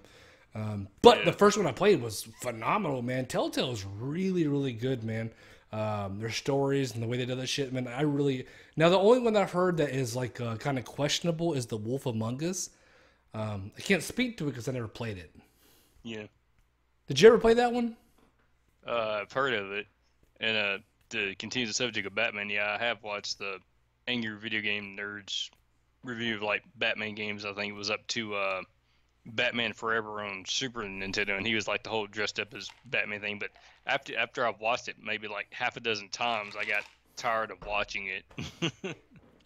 Yeah, I like the AVGN, man. Like, I mean, yeah, I think the Retro Row said he was gonna go meet Pat, the NES Punk, and Ian, and some I think at that convention or whatever.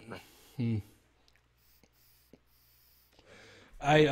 Pat the NES Punk, I never even heard of him until he did like that crossover thing with the AVGN about the world record NES video. You remember that shit?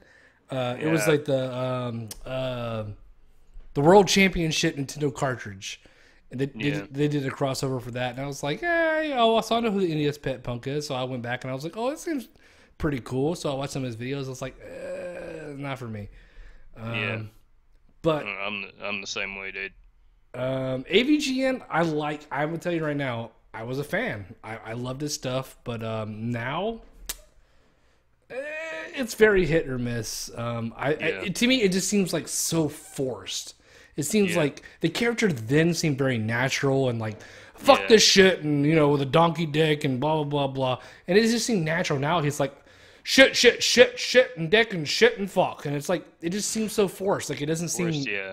But I will say one person that I feel that has stayed consistent with their content, who I think call me a fan, call me whatever you want to, man. But if you haven't watched anything of his, it's a nostalgia critic. His reviews of movies are brilliant. They're funny. I love Nostalgia Critic, man. I think that not only is he very fucking funny, I think that he's very intelligent. He's done like editorials where he talks about random topics. He's very educated and very smart. And that could just be me being a fan. Maybe someone else will watch it and be like, this guy's retarded. What are you talking about? Bless you. Thank you. So no, I mean, I get it. I can say like, maybe it's just because I'm a fan. I don't really, would disagree with what he says, but his reviews, even till today, of old movies, new movies, like he's very spot on. Like when I watch a movie and like if I happen to watch his review before, like, et cetera, I agree with everything he says. I do. He's a smart guy. I mean, and that's my opinion once again. Yeah. But don't you hate it when you get that itchy feeling in your nose and you want to sneeze but you can't? But sometimes sometimes it is right away, and then sometimes it's like much later. I'm like, hurry up! I need to get it out. Oh man, don't do that. Don't even bring it to me because I'll fucking sneeze. My thing is when I sneeze, I lose like 30% of my brain mass. I sneeze, like everything in my mouth and nose just goes all over the fucking place. I sneeze really hard, and when I sneeze, it literally takes me like 3 minutes to recuperate. I'm all over the fuck. I'm like, oh god, oh shit, the fuck. I can't breathe. I can't talk. I have to like try to like pray to Jesus. But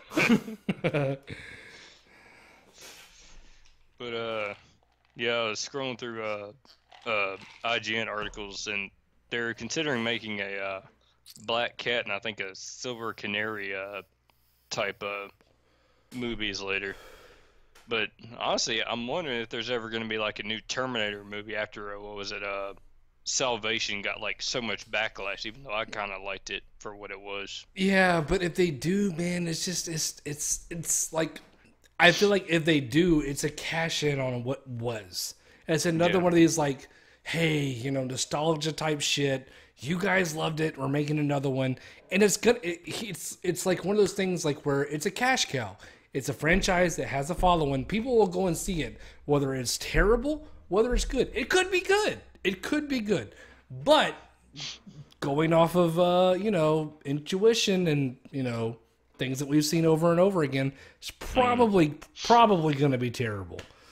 And if you try to you can't recast Arnold. You can't do it. You can't do it. No.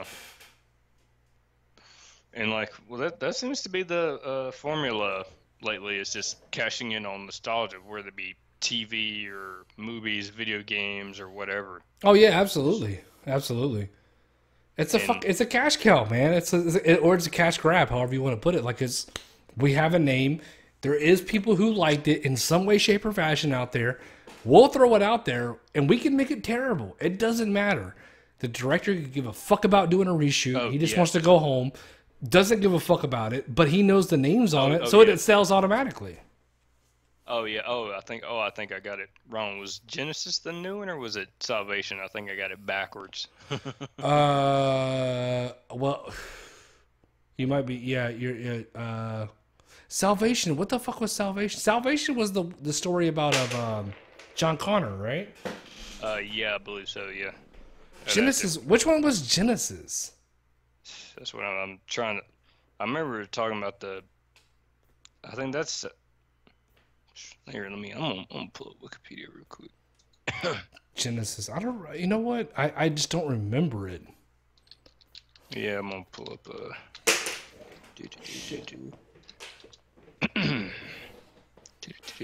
Okay. Oh wow! So there is gonna be This is Terminator 6 to be announced. So, oh wow! So there is another one coming.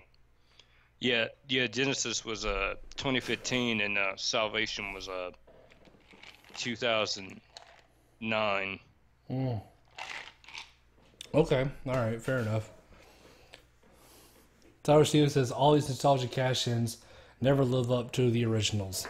They don't, man. They don't. I will say that, yeah. I mean, what was I was gonna ask you real quick. Did you ever watch the short-lived Terminator TV series? Oh no, no. I have way more things to do than that. Um, Yeah, it didn't last very long. It only lasted for 2 seasons, and it was canceled.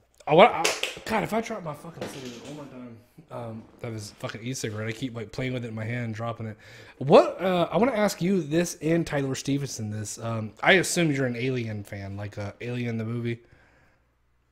Surprisingly, no. Oh, okay, all right, fair enough. But I know Tyler Stevenson is, so I want to ask, and maybe you've seen this movie, so maybe you can speak to it. Like, what were your thoughts on Prometheus? Hmm. Did you see it? If that's one of the newer ones, then no.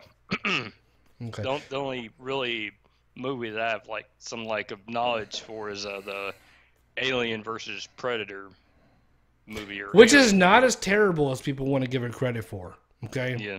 It was okay, yeah, it's trash, but it was trash that was put in a really nice, fancy fucking trash can. It was decent. I didn't hate it. I liked it to a degree. Um, it's kind of what I guess we always kind of wanted. Yeah. Here's another question for you. Have you seen this one? Have you seen Freddy versus Jason? I've heard of it. I haven't seen, but I want to see it. I need to. Yeah. Oh man. Tyler says that he liked Prometheus. Prometheus was good. I liked it. Um, I'm not gonna say I'm a hardcore Alien fan. I liked the first movie. I really did, and 2 and 3 got a little bit crazy for me. But the first one was epic. Clearly, it's a classic. But Prometheus, it was good. I didn't hate it. He said I actually didn't mind. Yeah, the second one. I don't remember seeing the second one. I know it existed, but I don't remember seeing the first one. But what was that movie you were just talking about? Uh, I don't even remember now. Now you just said it. Now I really had something to say about it. Now I can't fucking remember what it was. Oh no, I said it. Freddy versus Jason. Oh yeah, yeah. I was saying Um, I haven't seen it, but I really want to see that. okay, in your experience, like, did you watch like those type like horror movies? Like, is that like kind of like what you grew up watching a little bit? Yeah, a little bit.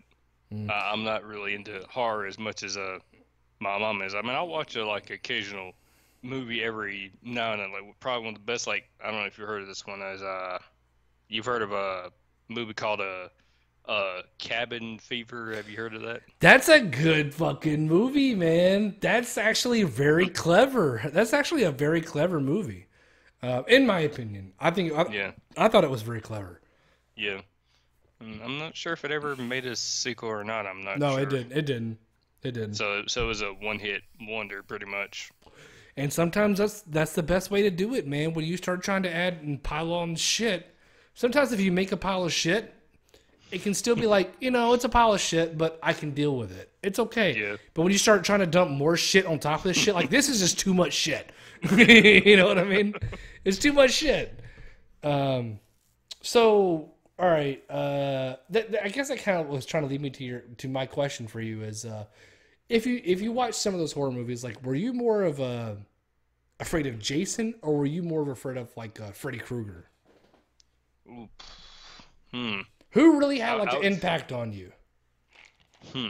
I would honestly, I would have to go with Freddy Krueger to be honest. Yes, sir. Yes, sir, man. There's nothing like that fucking dude. But now, go ahead. Well, I was thinking of a point now I forgot. Freddy Krueger, man, that dude was fucking, man. Like Jason was like, just fucking Jason. He's fucking scary. You can run up, you can get away from him. If you're some single white female, you're gonna fall down, you're gonna trip over something, and then he's gonna stab you the fuck up, or et cetera, et cetera. Freddy Krueger, man, you can't get away from that dude. He's in your fucking head, man.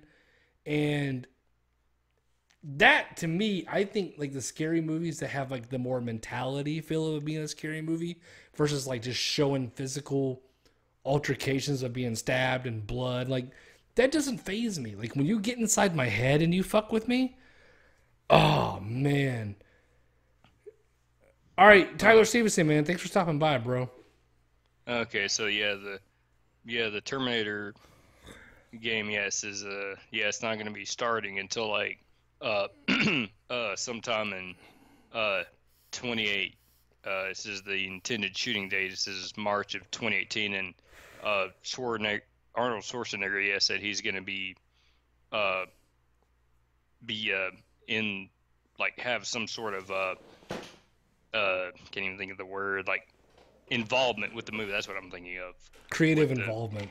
yeah, with the yeah, it doesn't even have a title. It just says Terminator 6 to be announced. So they don't even have a subtitle for it. People will go and see it. It's gonna happen. People are gonna Yeah. go and see it. Will it be good? I highly doubt it. I highly doubt it. In my opinion, probably I don't think they'll ever capture like the huge following that the second movie had. Like, let me ask you this: which movie is like your all-time favorite? The first one or the second one? The second one, fucking hands Yeah. down. Like there's no question about that shit, dude. The second one's fucking incredible, man. From start to end, doesn't matter where you. If you're like, I don't have cable, but like when I had cable, if I'm like click, click, click, oh, Terminator's on. Fuck that shit. I'm watching it. No matter where, no matter where it starts or where it's at or where, even if it's like 5 minutes to the end, I'm like, yeah, I don't give a fuck. I'm watching it. He's going. Yeah. He's going. I'm the same way with that shit. He's going into the lava. Fuck yeah, I'm watching it. Like it's an epic scene. It's a fucking amazing movie, man. It really is, hands down. It's a classic for a reason, man. But it is funny going back to the whole cash grab thing, especially with movies or children's cartoons or whatever. There's always going to be some type of cash grab of video games. But do you think people were like too harsh on especially like NES games when it has to do like based off a movie, even though NES was not really as graphically compared to what we have now? That's a really good fucking question, man. That's a really good question. Just in my opinion, I think a lot of some of the games get way too much flack, even though the NES wasn't as powerful. And of course, you'll never hear people harp on like Zelda or anything, but I think they're okay for what they are as long as you go into them with reasonable expectations. There's been a few. All right, so I learned very early I would never buy a game based off of a movie, and I think we all learned that lesson very early. Yeah. But there were the few exceptions. Like I remember, like the Matrix, like on the Xbox, the OG Xbox was actually really good. And I think that even the ending scene with the Matrix in the game was actually better than the fucking movie. So. Were you all right? So I will say, like, I'll go ahead and start referencing. Like, I'm a huge fan of like the Matrix movies. I like them. Did you like the Matrix movies? I guess maybe to an extent. I'm not like a diehard probably fan like you are. Well, I'm not a diehard fan. I mean, I like them. I mean, I genuinely I have probably watched like the first and second and maybe third Matrix movies probably more times than I'd like to admit. There are very cheesy and stupid scenes in it. I get it. I understand it. But I liked them. I thought they were very well done. Retrospect, maybe not so much. But I guess what I'm getting to is like the end of the first Matrix movie and getting into like video games tying into or video games tying into movies. The original Matrix movie ended with like this terrible like Dragon Ball Z-ish, if you will, with Neo and Agent Smith, and I'm like, this is terrible. What the fuck is this? This is god awful. You can it's like you can tell it's like I'm gonna get you, and like the punch like does it just seems like oh my god we're at the end of this movie, like let's just get this shit done. I want to go home. Don't give a fuck about this movie. We've been doing like we're on a third movie now. But anyway, the video game ended with like Agent Smith like turned into this like huge robotic monster abomination with like all like the parts of the city coming together and like making him where you had to like Dragon Ball Z it up and like fight. I was like, that was a way better ending. So all right. All right, so I guess what I'm getting to is there are some adaptations that are I think decently done, But I think, Yeah. like I said, we all know our place with like tie-ins. They're there to make a Yeah. buck. But Yeah. some of the good games on NES, like DuckTales, was a Yeah. fucking amazing game on the NES, man. Yeah. DuckTales was really well done. Yeah. And if you haven't bought the collection Disney Afternoon collection on PS4 or Xbox One, you should. It's got all the DuckTales 1 and 2, Tailspin, Darkwing Duck, and the 2 Chip and Dale Rescue Ranger Yeah. games. Because Chip and Dale Rescue Rangers was actually pretty good too, but I mean that was made by Capcom when they were like on Yeah. their A game. Yeah, they made a lot of the Disney games for both NES and Super NES. Quackshot. Remember Quackshot? Oh yeah, I've heard of it. Oh man, that was another really, really good one with was that Donald? That wasn't Donald Duck, that was Yeah, that was Donald Duck. But, Yeah. and I believe that was Genesis exclusive, if I'm not mistaken. Yeah, and that was a good fucking game, man. That was a good fucking game. I will say that I bought the DuckTales Remastered. yeah, and I bought it on Wii U and I was like, I can do this. I'm old now. I can beat this game, and now they're gonna dumb it down. Man, that shit's still pretty fucking difficult, man. It's still pretty difficult. I got through the first level. I got to the second one. I was like, nah, man, I do not have the patience for this shit anymore. I don't. They have an easy mode. I can't play easy. I don't give a fuck, man. I can't play easy. I'm like a Goldilocks and the Three Little Bears syndrome. Like that's what I have. I won't play it on easy, and I won't play it on hard. I always play it on normal. Normally, yeah. Now, if a game is like really pissing me off, yeah, I'll put it on easy. I don't think there's a game, if I can't beat it on normal, I consider myself a bitch. Okay? That's my synopsis with it. If I can't beat it on normal, then I don't deserve to play this game. Now, I will say there are games like I beat on normal. Now, here is my thing with Halo. I have a ritual when it comes to Halo because I'm a huge fan. I play it on normal. I play it on heroic. Then I play it on legendary. And I have beat every Halo game on legendary, and I have the trophies to prove it. I have beaten every Halo game on legendary, but I do that gradual step up. I don't jump balls into the hardest difficulty. I kind of play it on both under difficult levels where I kind of like know what to expect, and that kind of makes it easier. But every Halo game, I will say actually there is an exception, which is Halo 5. I played it on normal. That was enough for me. I was very disappointed with that fucking game because it was trash. It was straight up trash. But no, every Halo game, Halo 4, Halo 3, Halo 2, Halo 1, ODST, et cetera, I've beaten them all in Legendary, man. Well, I think we talked this before. I think it was either the last stream or the one before that. After the mantle, so to speak, was passed from Bungie to 343, do you think they kind of, like you said, had big shoes to fill, or do you think they did a okay job with Halo 4 with kind of a few hit or misses?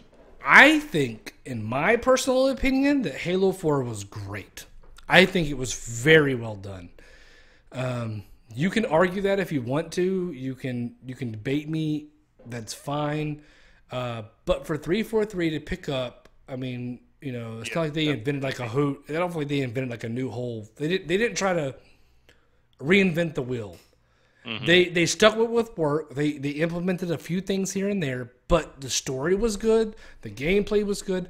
But I still think that was a transitioning period where I'm pretty sure Bungie was still kind of involved with it. Yeah. Just like with what is it? Just like after Rare got bought by Microsoft and kind of Richard Studios picked up Donkey Kong. So yeah, kind of the same thing. I think like people who are us like old school, we don't want our like games that we love so much to be like messed with like too much, but we're always like scared with this new company like we're messing with it, if that makes any sense. Right. And IGN said it best, and I'll never forget that review because I literally stopped what the fuck I was doing. I think I was like, I was at work. I was like, I'm sick. I don't feel good. I gotta leave. I gotta go get this fucking game because Halo 4 came out and I knew it was made by 343, and I was like, nah. I mean, you know what? I gotta see a review because I don't trust this company. I don't know nothing about this company. And then Uncharted 2 came out, I believe, around the exact same time. Something like that. I could be wrong. I don't remember. It was another game I was comparing it to, and whatever. And I watched. No, I take that back. I got Halo 4 the first day. I was thinking about Resistance 3 and Uncharted because I remember watching those reviews. But IGN's review of Halo 4 said, and it started off with this. This is their exact words, if I may. It said something along the lines of, 343 is a new gaming company that just took over the Halo franchise. There is a very scary thought of, what has this company done wrong? How have they messed up Halo? And what have they done wrong? And the more scarier or even better thought is, what if Halo 4 is the best Halo ever? And that's how he opened up that review. And they weren't kind of lying. Halo 4 was very well done. The campaign was fantastic. The multiplayer was fantastic. The story, the acting, everything was fantastic about it. People give it a lot of flack, but me being a Halo fan, I enjoyed Halo 4 very, very much. The Halo, Master Collection, the Master Chief Collection, and Halo 5 is kind of a different story. Mm-hmm. But they opened up on a very strong note, and I think they're very capable. Halo 5 turned into Gears of War. I don't want to play a fucking Halo game if I'm not playing as Master Chief. And Halo 5 had me playing as someone I've never even met before. You want me to have this instant connection with this guy? I don't know him. I have nothing to do with him. I've spent all these years playing as this guy. Why are you forcing me to play as someone I don't give a shit about? I have no emotional connection to this guy. Right? Yeah. And Halo 5, it was a squad-based first-person shooter. Yeah. What in the actual fuck? Yeah. Every Halo game has been Master Chief being the solo lone wolf badass that he is. Now it is backup. Get the fuck out of here. Yeah, I was about to say it'd be just like playing a Mario game without Mario as the main character. I'd be like, no, I don't want to play this. Well, they've done that, but they did like Luigi's Mansion, where it made sense because it's a different form. Different formula, different everything, and that works. But you're asking me to play the same game, and not even like Mario and Luigi. Like, I know Luigi, I know he exists, but like, hey, here's Tom, play as Tom. I'm like, who the fuck is Tom? I don't know Tom. I got nothing to do with Tom. I don't even know where the fuck. I don't know if Tom's a pedophile or what. Like, Tom could be a rapist. I don't want to play as Tom. I got nothing to do with Tom. I know fucking John, the Master Chief. Like, I want to play as this guy. I don't know him. Why do I want to play as him? And I don't understand the mentality of why they changed the formula so much. And look, I'm pretty sure that Microsoft had probably a very hefty help in hand in that. Probably trying to guide them on, like, well, if it's a squad-based game like Gears of War, that's another one of our big games. And, people want to buy it because they can play together. And, fair enough. Mm-hmm. But I do think Halo 4, was a very solid Halo game. And agree to disagree, but I think Halo 4 was actually very well done. Yeah, I believe you were streaming. I think it was, I believe it was either a Halo 4 or Halo Wars. I forget which game you were streaming. Oh, I was playing the Master Chief Collection. I was playing Original Combat Evolved, man. Yeah, it's when I brought up the original Xbox and Halo. Like you said before, there's no denying that it had not been for Halo, the original Xbox would have not been the success that it was. No, 100% agree. Hey, I'm going to take a little 5-minute break, man. I'm going to go make another drink, smoke me a cigarette. I'll be right back. All right.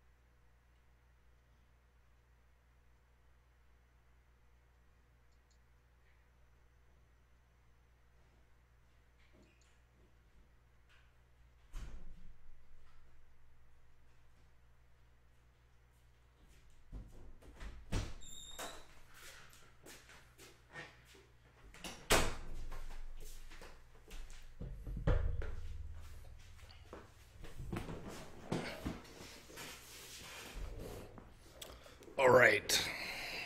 Oh well, and yeah, I was just reading Wikipedia while I was waiting for you to come back, and it said uh future Terminator movies were put on hold due to see Genesis underperforming.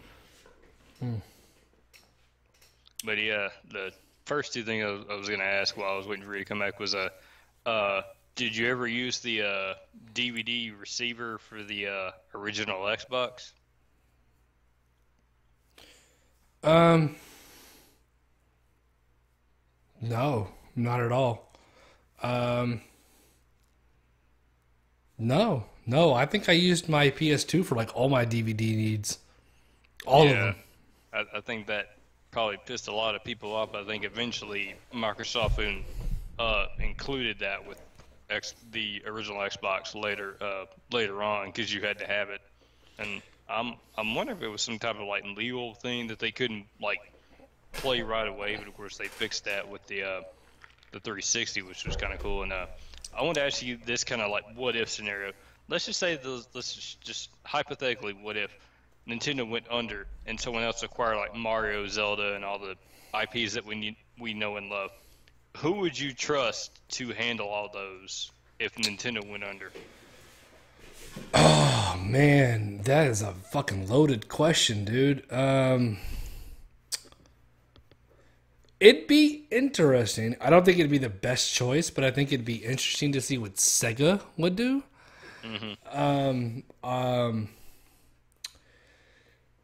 I think it'd be interesting to see what like any of these game developers would do, like with those hands, those Yeah, titles in their hands. Like, what the fuck would Bungie do with like Mario? You know what I mean? Like yeah, that would be pretty fucking epic. yeah, yeah. Mario Call of Duty Edition or something. You just like it'd be first person, just like fucking shooting fireballs and shit. Um, But a Man, lot of people maybe think, even Blizzard, like that would be kind of Overwatch type game with like all Mario characters, yeah, like Mario Kart, but like an Overwatch kite. That would be pretty fucking. I think that'd be pretty fucking epic, actually. yeah. A lot of people are debating whether or not the Switch is going to be Nintendo's last uh, system. Since you're now both a Switch owner, as well, do you think Switch is going to succeed? Like the president, I think it was Japan after he took Iwata's place. He thinks the Switch is going to be as successful like the original Wii was. No, man, there's no way. And if it is, okay, I could be proved wrong, but I don't see it, man. Look, it was very good with reeling me in. That's why I have one. It was very interesting. I couldn't escape the fact that it was a very interesting console. But now after having one, I definitely have buyer's regret. I don't want it. My kids kind of really don't even care about it already. They just want to use the Wii U because that's where they feel more at home, Yeah, and it's more accessible because you can use Wii modes. You don't have to like have all these controllers and all this fucking yeah. shit flying over the fucking place and tiny things and Well, like after you've docked your system, you don't have to use the Joy like con controllers. You can just pull out a regular controller. Like, the only reason I saw the appeal of it is because of the handheld console hybrid, and that's kind of like what I've wanted. Like ever since I was a kid to have like both in one and not just have to choose one over the other. Well, I will say, like, I get the most quality out of it in handheld mode. Like today, when I Yeah, told you I played Splatoon for like 3 hours, or Splatoons, here I go with Splatoons again. I keep calling Splatoon because there's like multiple of them. There's lots of them, all right? But I yeah, played Splatoon most in handheld mode. I literally laid in the bed and just played Splatoon, and it was great. It was fun. Then I have to like get up and sit in front of my TV and God, like that's first world problems. It's too much effort to get out of bed, you know.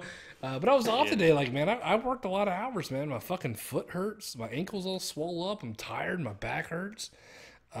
Fuck, I would just want to chill out and play games, but like I yeah, don't want to go to the whole trouble of like, sitting in the chair and et cetera, et yeah, cetera. But I will say that like it's a great concept. I exactly like how you said, like to be able to like play Xbox or PS4 and just be like, yeah, I'm gonna go sit on the couch now, or I gotta go take a shit, or I'm gonna go outside and sit in my garage and smoke a cigarette. I could just take it with me. It's a great concept, but at the same time, it's so fundamentally flawed that I can't get over those flawed things that the console has. It's hard for me to recommend it. It's hard for me to even be happy with it. Right now, I have nothing but disgust for it. I have so many gripes with it. The Joy-Con shit, Netflix shit, the streaming thing, like I can't stream using my headphones, which is very trivial. I don't need my headphones, but it's something so basic. Like why I wanted, like today, like I wanted to stream Splatoon 2, but like just because I couldn't use my headphones, and I got this thing again, this HDMI to I paid $30 for this on Amazon. I paid $30 for this, and I'm gonna reiterate that one more time. Because some people don't think $30 is a lot of money. It is to me. I paid $30 fucking dollars for this thing, and it doesn't work. And it's very upsetting that, like, if this would have worked, still fine. I'm still upset that I had to pay for it. But even though I paid for it, it still doesn't work with my capture card. It's like. Why do I need to go through all this for you? Like, you should be, like, I think BMG said it, like, did you watch our stream the other day? Or yesterday? Yeah, I caught bits and pieces of it. Yeah, I need to watch the whole But BMG thing said, first. BMG said it really well. He was like, I don't work for Nintendo. Like, Nintendo should work for me. Like, I shouldn't have to go out of my way to go to a store, hunt down a Switch, and now I got it. Now I got to go out and buy this. I got to do this. I got to do that in order for it to make it work the way that I want it to. Fuck Nintendo. Now, will they make another one? There's gonna be something else. There's gonna be something else. I guarantee it. But I guarantee you that also we're dwindling down. I'm getting to the point where I'm just fed up with Nintendo. I'm fed up with them. I mean, I'll admit Nintendo isn't like they used to, but of course, like you said earlier, the diehard fans are gonna buy Nintendo stuff day one, regardless. I mean, you can't stop those people. Right. No, and agreed. But the thing is, I also said too, was Nintendo's not doing anything to rope in a new fan base. They're not bringing in a new generation. Like, the people who are buying it are me and you. People in our 30s who grew up and started with the NES playing these games. Nobody else is buying that shit. No one's buying it except for us, man. Yeah. And they're not doing a very good job of marketing a new generation. They're still playing off of us, buying, the same ass fucking shit that we've been buying for like the last fucking 30 some odd years, and we're accepting to it. And I'm telling you right now, when we're in our 60s and 70s, Nintendo is literally going to be a fucking, I'm guaranteeing you, man, they're going to be a fucking third party fucking, like Sega is. That's what they're gonna end up being unless they get their shit on track. Okay, I'm gonna have to remember that, and if YouTube is like still around, I'm gonna have to like, we're going to have to like do another like podcast then and say, hey, remember what we said like 30 years ago if Nintendo was I probably won't figure out how to like turn this shit on anymore. And look, this is like even another gripe I have with it. This is the Joy-Con controller, right? I don't have the Pro controller, right? Yeah. I cannot turn on the system from this. I cannot turn. I literally, if I want to turn on my Switch, I have to lean over and press the power button while it's docked. I don't have a button to turn it on in docked mode. It's 2017. Why the fuck can I turn this thing on remotely from my controller? I don't get it. It's just like you said earlier in the stream about Microsoft not having wireless controllers with non-batteries, but they still have batteries in them. Yeah. No, today I was taking a shower and literally like a fucking light went off in my head. I was like, I should make a video on why I hate the Switch. And I was really thinking about doing it, and then I just got lazy and just didn't do anything. But I'm legitimately thinking about making a video on why, and I think I want to title it like "Reasons You Shouldn't Buy a Switch." And I think that's what I'm going to do. I think that's what next time I have a day off, it's going to be like a week before I have a day off. But I think that's like my next video in my catalog is going to be why you shouldn't buy a Switch. And I'm going to catalog all these fucking issues and problems that I had with it. Now, I will say like defects and like Nintendo's been very good about that. Like, you know, the whole like left Joy-Con, you send it in and like they fixed it, and thankfully mine hasn't had any issues. But they were good about fixing people's Switches because people were legitimately pissed off, and also mine hasn't done it. But the whole like warping thing, like for sitting in the dock too long, and if you don't have a fan, I recommend getting one for your mini fan for your Switch. Which it's stupid that we got to do that because I've heard the stories of it getting like hot. I've heard that too, but like it's insane. You want me to buy something? And let me guess, it's like, hey, we fucked up, but you can buy this thing from us to fix your shit from Nintendo, licensed by Nintendo, made by the guy who made Mario. He made Mario. Buy it from him. He knows what he's talking about. Dude, fuck off! Like, how much more shit do you want me to buy for your fucking console? If it was going to take for me to buy all these external parts in order for it to work the way everything else works, then you should have sold it at 150 fucking bucks. I could have spent the other 150 doctoring it up and fixing it the way it should be in the fucking first place. Yeah, just like with the Wii, and then the add-on for the Wii Motion Plus, that little box, and it still didn't really work. And they did that with fucking like Wii Sports Resort or some shit. Yeah, and after that, it was like, oh, all the games gotta have that. I'm like, dude, fuck you. Fuck you. You are just a total fucking piece of work, Nintendo. And you saw why we didn't get a lot of third-party games on the Switch other than shovelware crap, because a lot of companies didn't want to utilize their game with the whole motion control gimmick at the time either. Right, exactly. But that, you know, like I said it before, I'll say it again. Like, what other company can get away with this shit? Nobody can get away with this stuff, man. And it's like I said earlier, the big YouTubers, they're not going to step up and voice their complaints, especially when they keep getting review stuff. But like I said, we've become contemplacent over Nintendo's ways, and like I said, I love Nintendo, but sometimes I just want to just take them and just strangle them and just slap the living shit out of the both presidents, both here in America and the Japanese. And just I just can't wait to see in the coming months when it's all the craziness with the SNES Mini and people trying to get one. Yeah. Look, man, you know what? I've accepted it, and I think a lot of people have too. But I've gotten to the point where I'm done accepting it, especially after the Switch. And look, I gave Switch the benefit of the doubt. That's why you own one. Me too. And look, the Wii U, honestly, call me crazy, I didn't hate the Wii U. I think that it's actually a pretty fucking decent thing. The Switch, on the other hand, has got me in the complete opposite realm.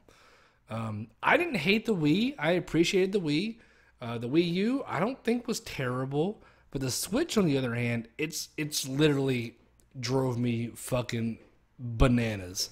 But before that, I was going to say, I wonder if Nintendo's going to come out and say anything on the suing thing with the Joy-Cons, or are they just going to keep quiet and we're just going to have to like read articles to see what's going on? Oh, they're going to keep quiet. Unless they officially get sued, like, they're not going to say anything. If they officially get sued and lose, then they'll have to put out a statement. But other than that, yeah, they're going to keep quiet. They're not going to make that shit as public as they can. They're not going to say a damn word about that shit, man. Yeah. But if they do lose, I wonder how they're going to appeal to all of us who bought a Switch. Like, I don't see Nintendo like stopping production of Switches when they got so many out there, and then like I said, they already got games in development. There's no way they're going to stop that. Well, this game company, I mean, if even if they get like $30,000 out of this, that's probably what they were sorting after, if that's the case. You know, we're suing for $8 million. Like, dude, come on, be reasonable. We'll give you like $20 and a Happy Meal, like just. And they're like, well, those chicken nuggets are pretty good. You know, like we'll fucking take it. We'll take what we can get as long as we get something. If that's the case, Especially with a powerhouse like Nintendo. Like, I'm not gonna say Nintendo's broke, man. They've got fucking money out the asshole. So if they need to pay someone off like that, they'll definitely do it, and they'll do it quiet wise. Yeah.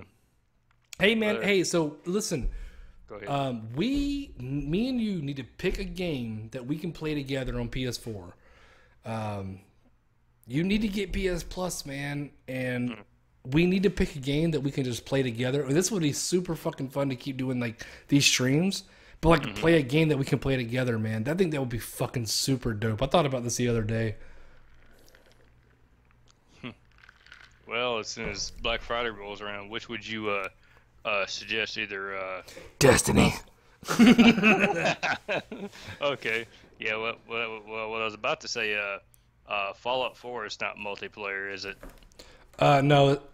Oh shit! I just pulled my headphones out for like no reason. What the fuck am I doing? No, Fallout isn't. But I have Fallout 4 on Xbox One. Don't ask me why I got it on Xbox One. I think it was a sale or some shit. But no, I don't. No, I remember I got Fallout 4 on my Xbox One just because I was like, I have no games on my Xbox One. I need to buy a game for it because it's like feeling very alone. I feel like I need to show it some attention. Do you ever do that? You just buy a game for a console like you're not using. You're like, I feel like I need to do it because I feel bad for it. You know, and I feel like I need to show it some attention. Yeah, sometimes I am like that if I haven't played like a system until I'm like, okay, I'll power it on and play for like 30 minutes. But with the Switch, until there's like a legitimate game that I want to buy, I'll wait till either that game's out day one or wait till it's on sale, depending on how badly I want to play. And what is your thoughts on Switch games being a majority of them being $60, like a modern console game is? It's crazy, man. It's like, all right, man. They're the same size box as a PSP game, and you open it up, and there's like this little tiny little fucking fuck nugget, little microchip shit, and I'm like, the fuck is this? It's like a fucking. The fuck is this? Like, I mean, what is? I'm paying $60 for this little insy wincy teeny little fucking memory card. Fuck off. I will say though, let me ask you this: did you have a problem with when you had your Vita and you were buying Vita games about the same size? But Vita games were $60 though. Yeah. No, because it was a handheld, and it made more sense to make the things that small. It made sense. But this is a full-fledged on fucking console, and I'm putting fucking air quotations. This is a console. Yeah. And we're getting fucking like, you know, SD memory cards. Like, come on, dude. Like, literally, like, there's like some guy named Joe who's like eating a hot dog right now in his basement, like just programming these shits and throwing them in a pile. And Nintendo just comes by like every Sunday and just scoops them up and takes them. They're nothing but SD memory cards. That's all the fuck they are. I bet you I can put this shit in my like really expensive fucking camera, and that bitch will probably play Splatoons on my touchscreen on it. Like, it's an SD memory card. That's all the fuck it is, man. You know what would be funny if you try to plug one of these Nintendo things into a PS Vita and that shit worked? Has anybody tried that shit yet? I don't know.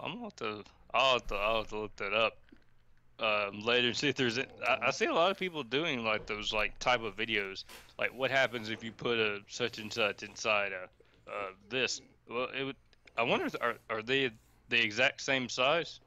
They've got. Look. Oh, you know what? That's You know what? Hold on. Give me 1 second. I'm about to compare.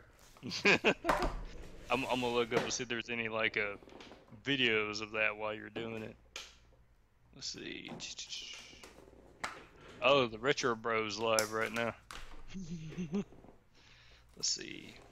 Putting Switch game in a Vita.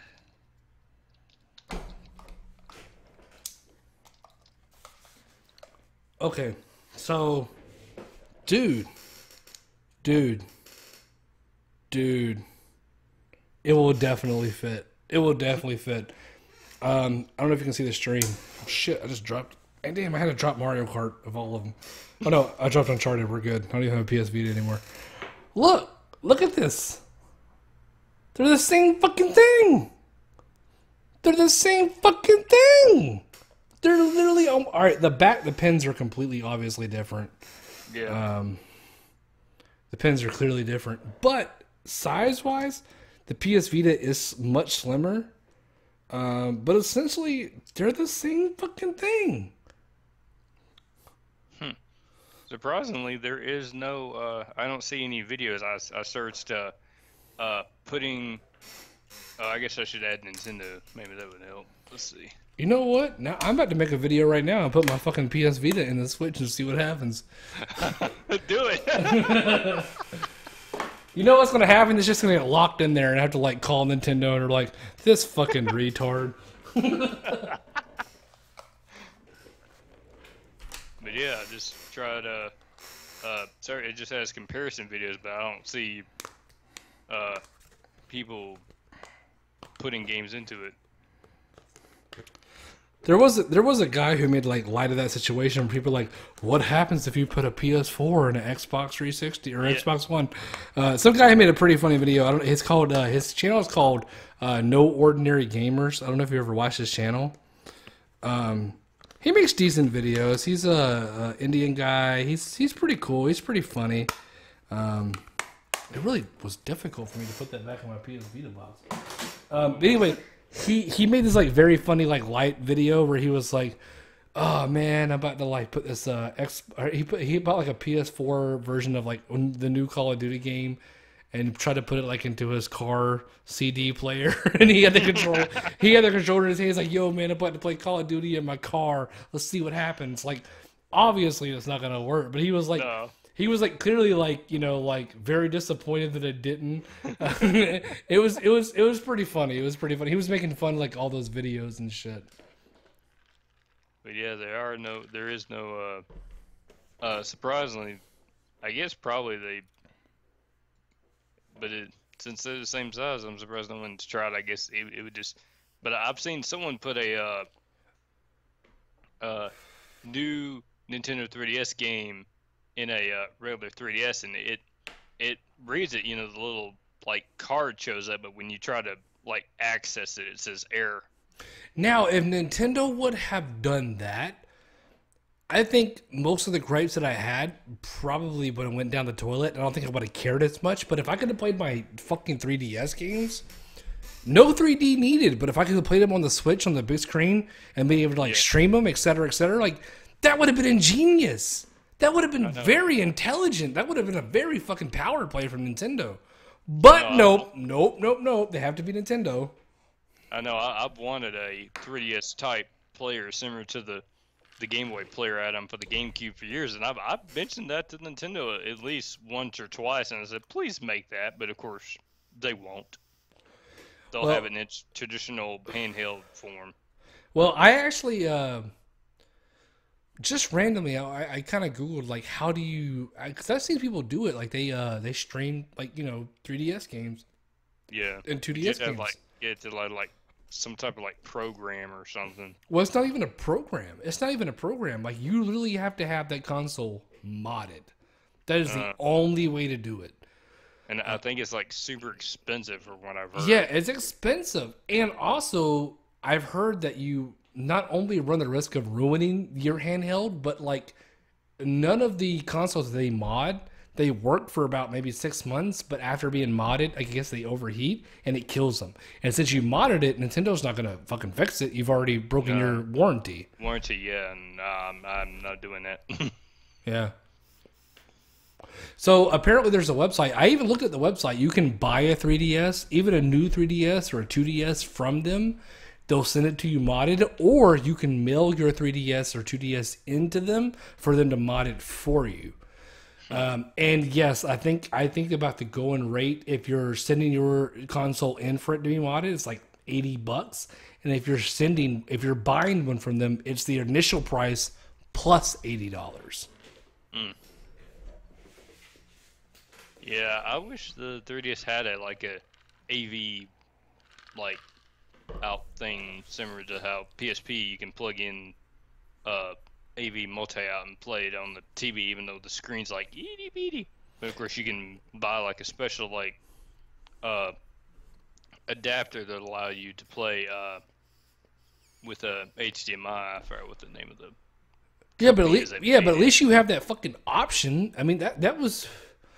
Yeah, I mean PSP, man, and think about it in retrospect, man. That's a not only a really great handheld with a lot of good, really exclusive titles, but also you can plug it to your fucking TV. Yeah. So, I guess the Richard Bro was doing a test stream because it says offline. oh, I saw he was streaming. When I was making my drink, I clicked on it to see what he was doing, but it's an off stream. So, It's funny how that's one thing YouTube needs to fix. Like usually when you look in your feed, it says live, and I see so and so is live. You go on it, click. Oh, no, it's not.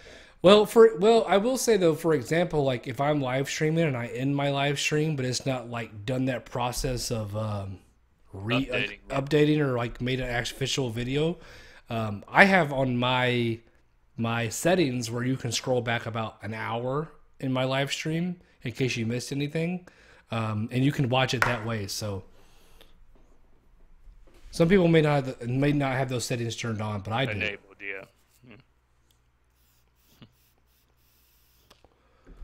But oh, you know what? I actually today I was planning on streaming Splatoon 2 and I didn't, but I figured out how to get Skype calls in my fucking stream. So if you are interested in Splatoon 2, man, that's a game we could play together. That's something we could play together. You have a Switch, I have a Switch. Yeah. I think we can connect on there some way or shape or fashion. But hey, man, think about it, man. I'm not pressuring you into anything like that, but yeah. I would like to pick a game that we could play together. I think that would be super fucking cool. Yeah, I'm surprised Bio Phoenix didn't join us. He's usually up around this time.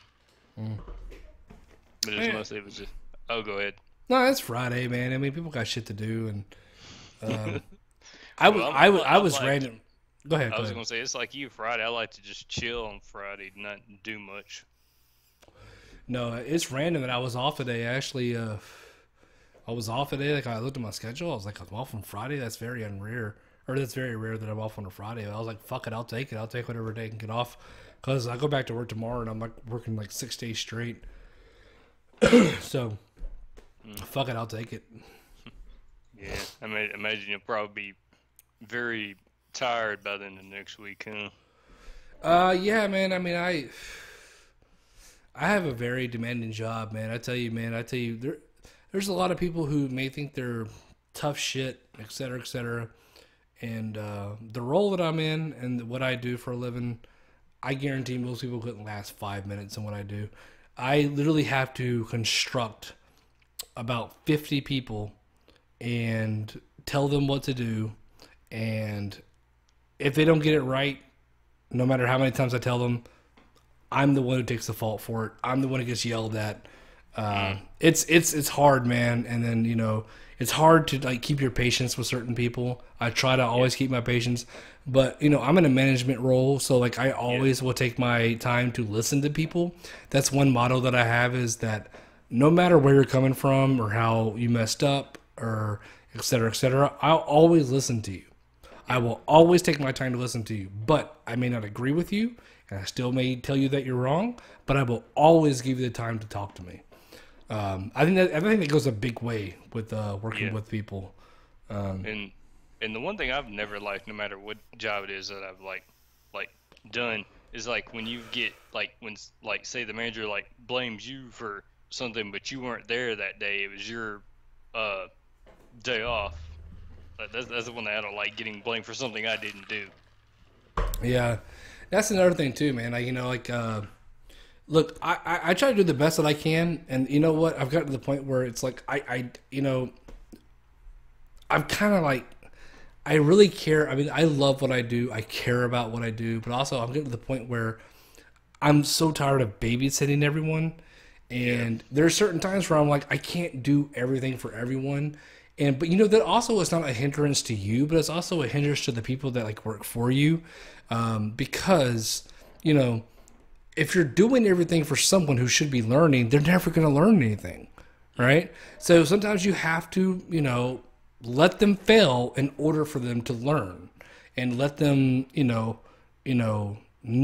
realizing what they thought was right is not right, even though you've been trying to tell them that and they don't want to listen, you kind of have to let people fall to like, hey, I'm not saying I told you so, but I told you so, you know? So that's where I'm at. Yeah. That's why I kind of like being the whole like my own boss thing, and I have like your own schedule, like which you can like do your own hours and stuff like that, and you can like adjust and stuff. Kind of like how my mom was in like ICU, and I was at the point I was like, you know, I can take a few days off if I need to. Or if you're at a job, you know, you can only take so many days off. That's your like limit. Yeah, no doubt. Hey man, we're going like over like, God man, we've been streaming almost like 2 hours and 30 minutes, man. Yeah, I was looking at the clock. I'm about to go take my ass and get something to eat, but I do go back to work tomorrow, so I'm gonna try to like get something to eat and take my ass to bed. But hey man, once again, this has been fucking phenomenal. Fun shit, man. I mean, like I said, I can't express it enough, man. Like every one of these things that we do, I've had nothing but a blast doing it, man. This has been so much fucking fun. Oh yeah, same here. Yeah, probably. We have a lot of very similar viewpoints and et cetera, man. But no, this has been fucking great. Yeah, I wonder how the Retro Row handles like having like so many people, like 2 or 3 people on at once. Because I know like when I joined his podcast, the one before last, I know it was hard like with 3 or 4 people talking. I imagine if we had like four people in here, I imagine it'd probably hard to get a word in if 4 people were in here talking. Right. No, I agree. Like, you know, I've done the podcast like with him and DP and him like in BMG. Like that was like the first time I ever done like a podcast or talking with like more than one person. But I think that the sweet spot is to have that one-on-one because you get that connection. You know what I mean?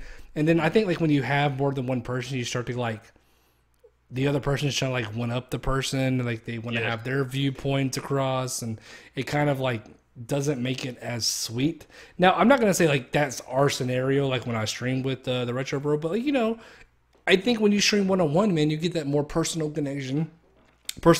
You can talk to one another, and you have like you know, it's just a very genuine thing. And everybody has their own viewpoints, and I try to appreciate everyone's viewpoints, but there's some times where I'm like, you're fucking wrong. This is how I think, and I think everybody does that. I mean, we all do that, right? But you know, I think, but having the one-on-one things are just, I prefer doing the one-on-one things more than like the more than one-on-one things. Yeah, it's more manageable. Mm-hmm. No, for real, man. Like this is not blowing smoke or talking shit or et cetera, or whatever, et cetera, et cetera. But no, man, these things have been fucking phenomenal. I have seriously enjoyed every last time that we have connected. It's been so much fucking fun. And literally, I look forward to them, man. I really, really do. I do as well. Yeah.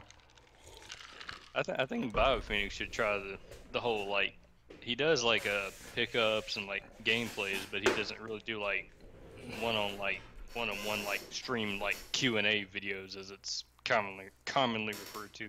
Well, I reached out to him on Messenger, and I said, "Hey, man, because I know he likes anime, but like I like anime, but like not even close to the fact that the way he likes anime." Yeah. But I told him, I was like, "Hey, man, like me and Jrpg talk, we do our thing, like the retro world, like weird thing." I was like, "Man, I'd love to like do this with you, man. Like if you're down, man, like I'm down. Like whenever you have some time, or let me know your schedule. Like if you have a time, like I'll make time for it." And he was like, he didn't have time at the time. He said he needs a month to, get his stuff sorted out. I understand, everybody got their own thing. Schedule, and I told him, I was like, but nah, man, I'm down. I told the same thing to like Cyber, man. Cyber's a fucking funny dude, man. He's funny as hell. I know he's going on his hiatus or what have you. But like every time like he's like been in my chat or I've been in watching his streams, he's fucking hilarious, man. Mm-hmm. I enjoy watching his shit. I love like his commentary on my chat. He's fucking funny, man. He's a really funny dude. He's got some very just interesting ways of putting things on. But no, I offered him the same thing. I was like, hey man, if you want to join, et cetera, et cetera. But like I said, I mean, it's not for everybody. For me, this is not like really for me, man. Like before I start, I have to have a couple of drinks, man. I'm very antisocial. I'm usually very quiet. That's just my personality. and Yeah. I don't really trust anybody right away. That's just my Yeah. personality.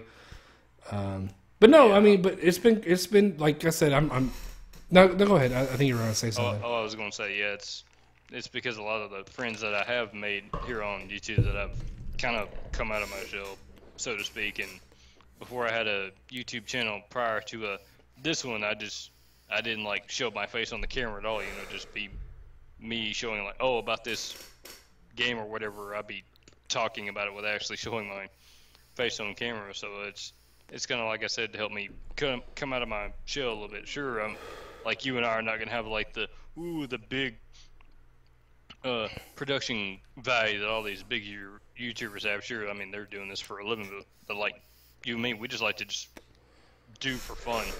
Yeah, absolutely, That, man. but like if I got to the point where this was like a job for me, I don't think I would enjoy it as much anymore if it ever got to that point. Would you feel the same? Um, well, you know, I watched whose video did I watch the other day, and they did a study on people who stream for a living. I think that was what it was. And they showed that people who do that and they have like the most charismatic, hey guys, it's something something 1 2 3, and I'm so happy to be here. Those are the most depressed fucking people on the planet, man. They're so unhappy with what they're doing, but they have no other choice to do it, and they're so depressed.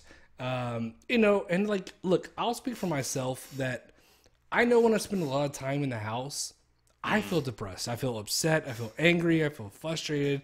I get angry very easily. But once like I'm outside and like doing yard work, or I take my Yeah. kids to the pool, like the sun is so therapeutic that people don't Yeah. understand how much like just being outside changes you. Yeah. Like I think I saw this on a podcast from like Joe Rogan. You know who Joe Rogan is? That name sounds familiar, I think. He said that like we're human beings, right? And our bodies are designed just like animals are.